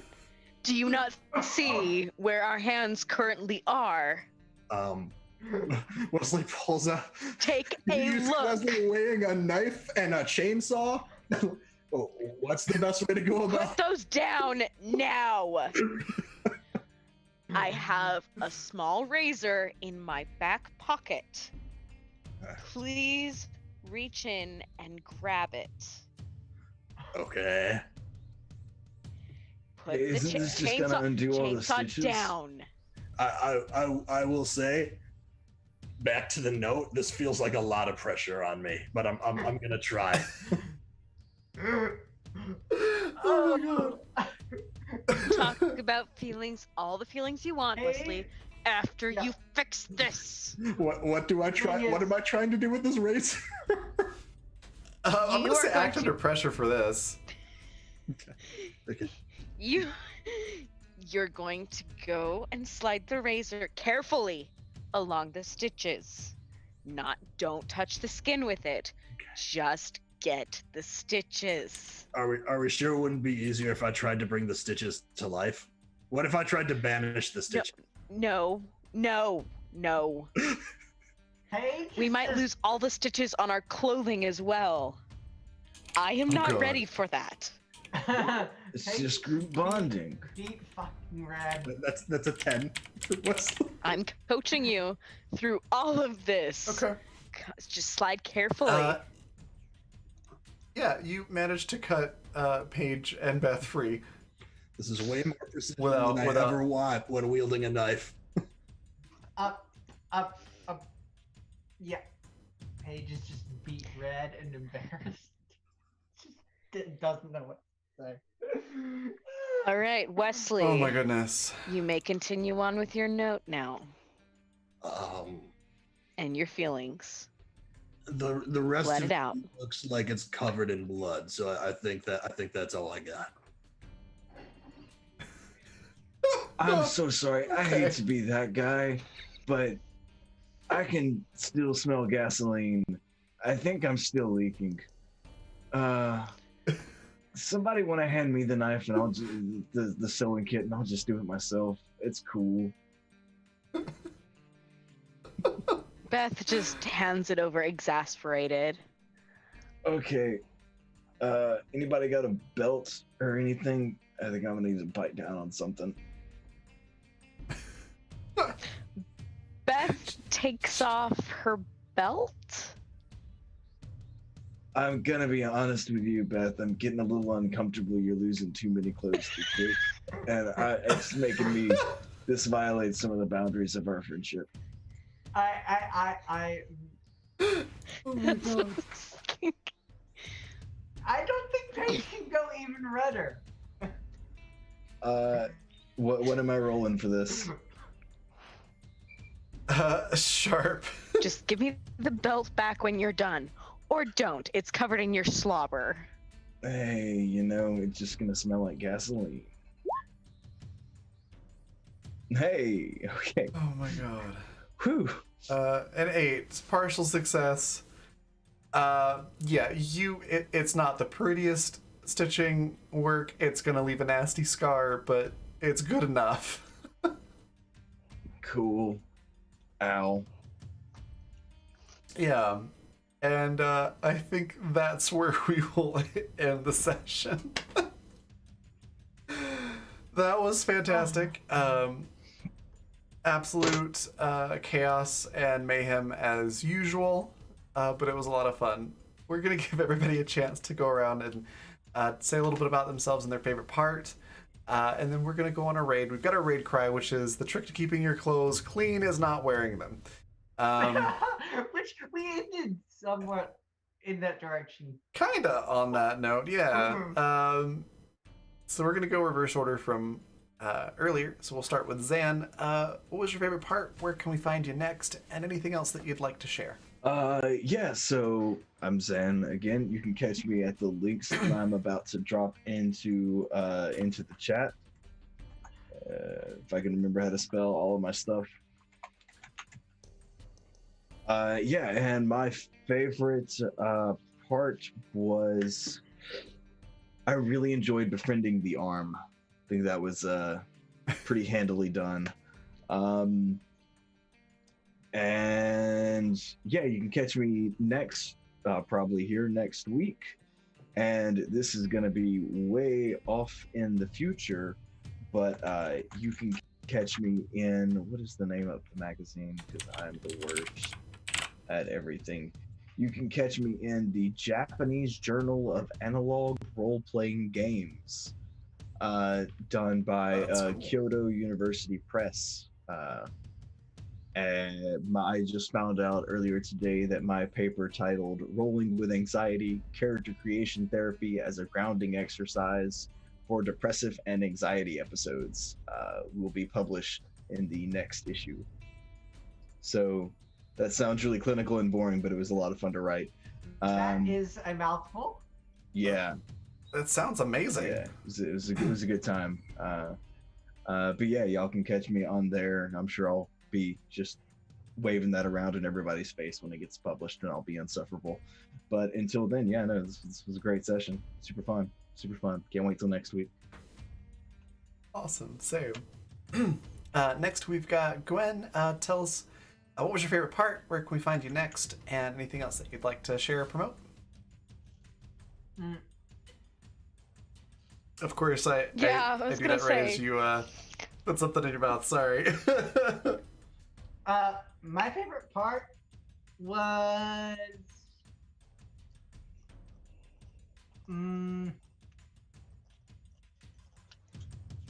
definitely Paige going, wait, what?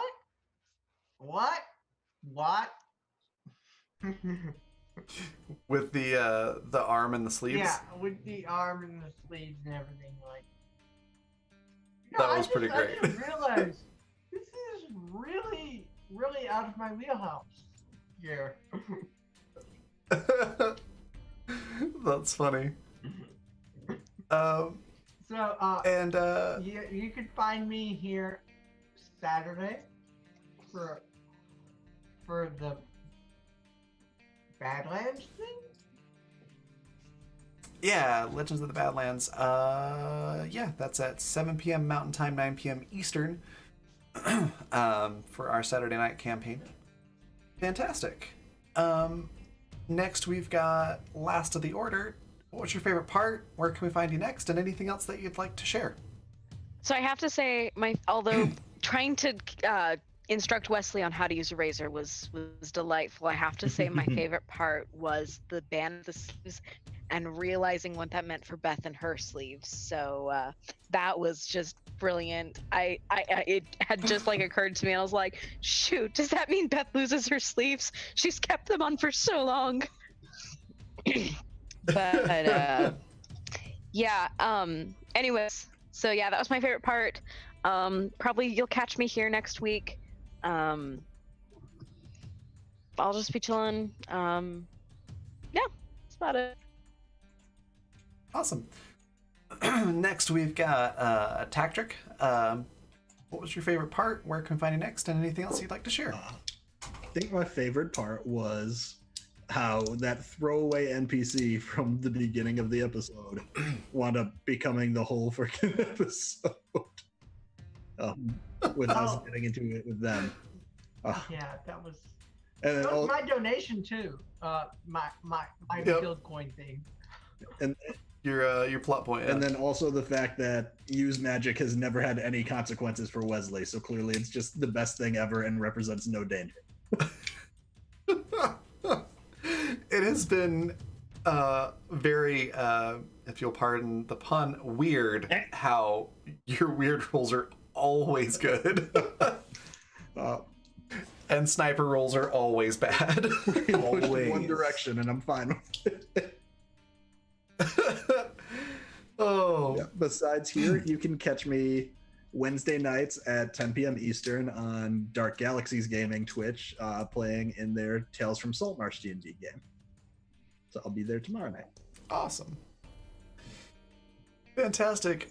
My favorite part, odd as it is, was just sitting here going, what the hell is happening as you're discussing burning down this truck stop, which has arguably been the friendliest to you of all the places you've been to. You know, And Paige just being like, "What do I do? What do I say in this situation? I don't want this truck stop to burn down." But Yeah. And just, yeah, that whole thing was really funny. And then, yeah, the plot points are always great. All of those were really fun, and integrating those into the game. And I was very happy that the way that the dice rolled was that was the faction that was going to come after you today. So it was just great timing all around. As for where you can find me next, I will be back here tomorrow at 7 p.m. Mountain Time, 9 p.m. Eastern for the Tickfall Files, which is DM'd by Rowan North. And I will be playing Tilda Jenkins. The entire cast has been talking about this game all week. We're very excited for it, so I cannot wait, because there's going to be some really weird stuff going on in this one. So definitely come check it out tomorrow. I just gotta say, y'all, over 250 messages. Yeah, we've been blowing up Discord about it all day. It's been great. On that note of games, though, I did want to mention we are accepting applications for the next season games, the campaigns, until April 15th. We do still have some spots available on Monday, Tuesday, Friday, and Saturday day games.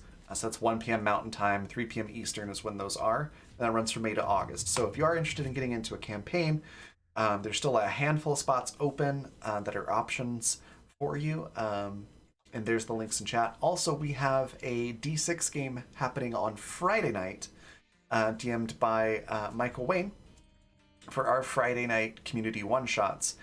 There are still, I believe, 2 spots open for that. So if you would like to play in that one-shot, it's going to be a lot of fun. If you've got this Friday evening free, just shoot me a DM on Twitter, which is right below my face here, and I'll be happy to get you into that game as well. We're going to go on a raid, just double checking that they're still online. They are. We're going to go raid Nerdsmith. Fantastic, wonderful people over there. I've had the pleasure of DMing on Nerdsmith one time and playing over there and talking with a whole bunch of people from that group. They're absolutely amazing. If you're not following them already, definitely do so. And then, excuse me, don't forget our raid cry, which is right there. And then, yeah, I will see you all tomorrow. Bye.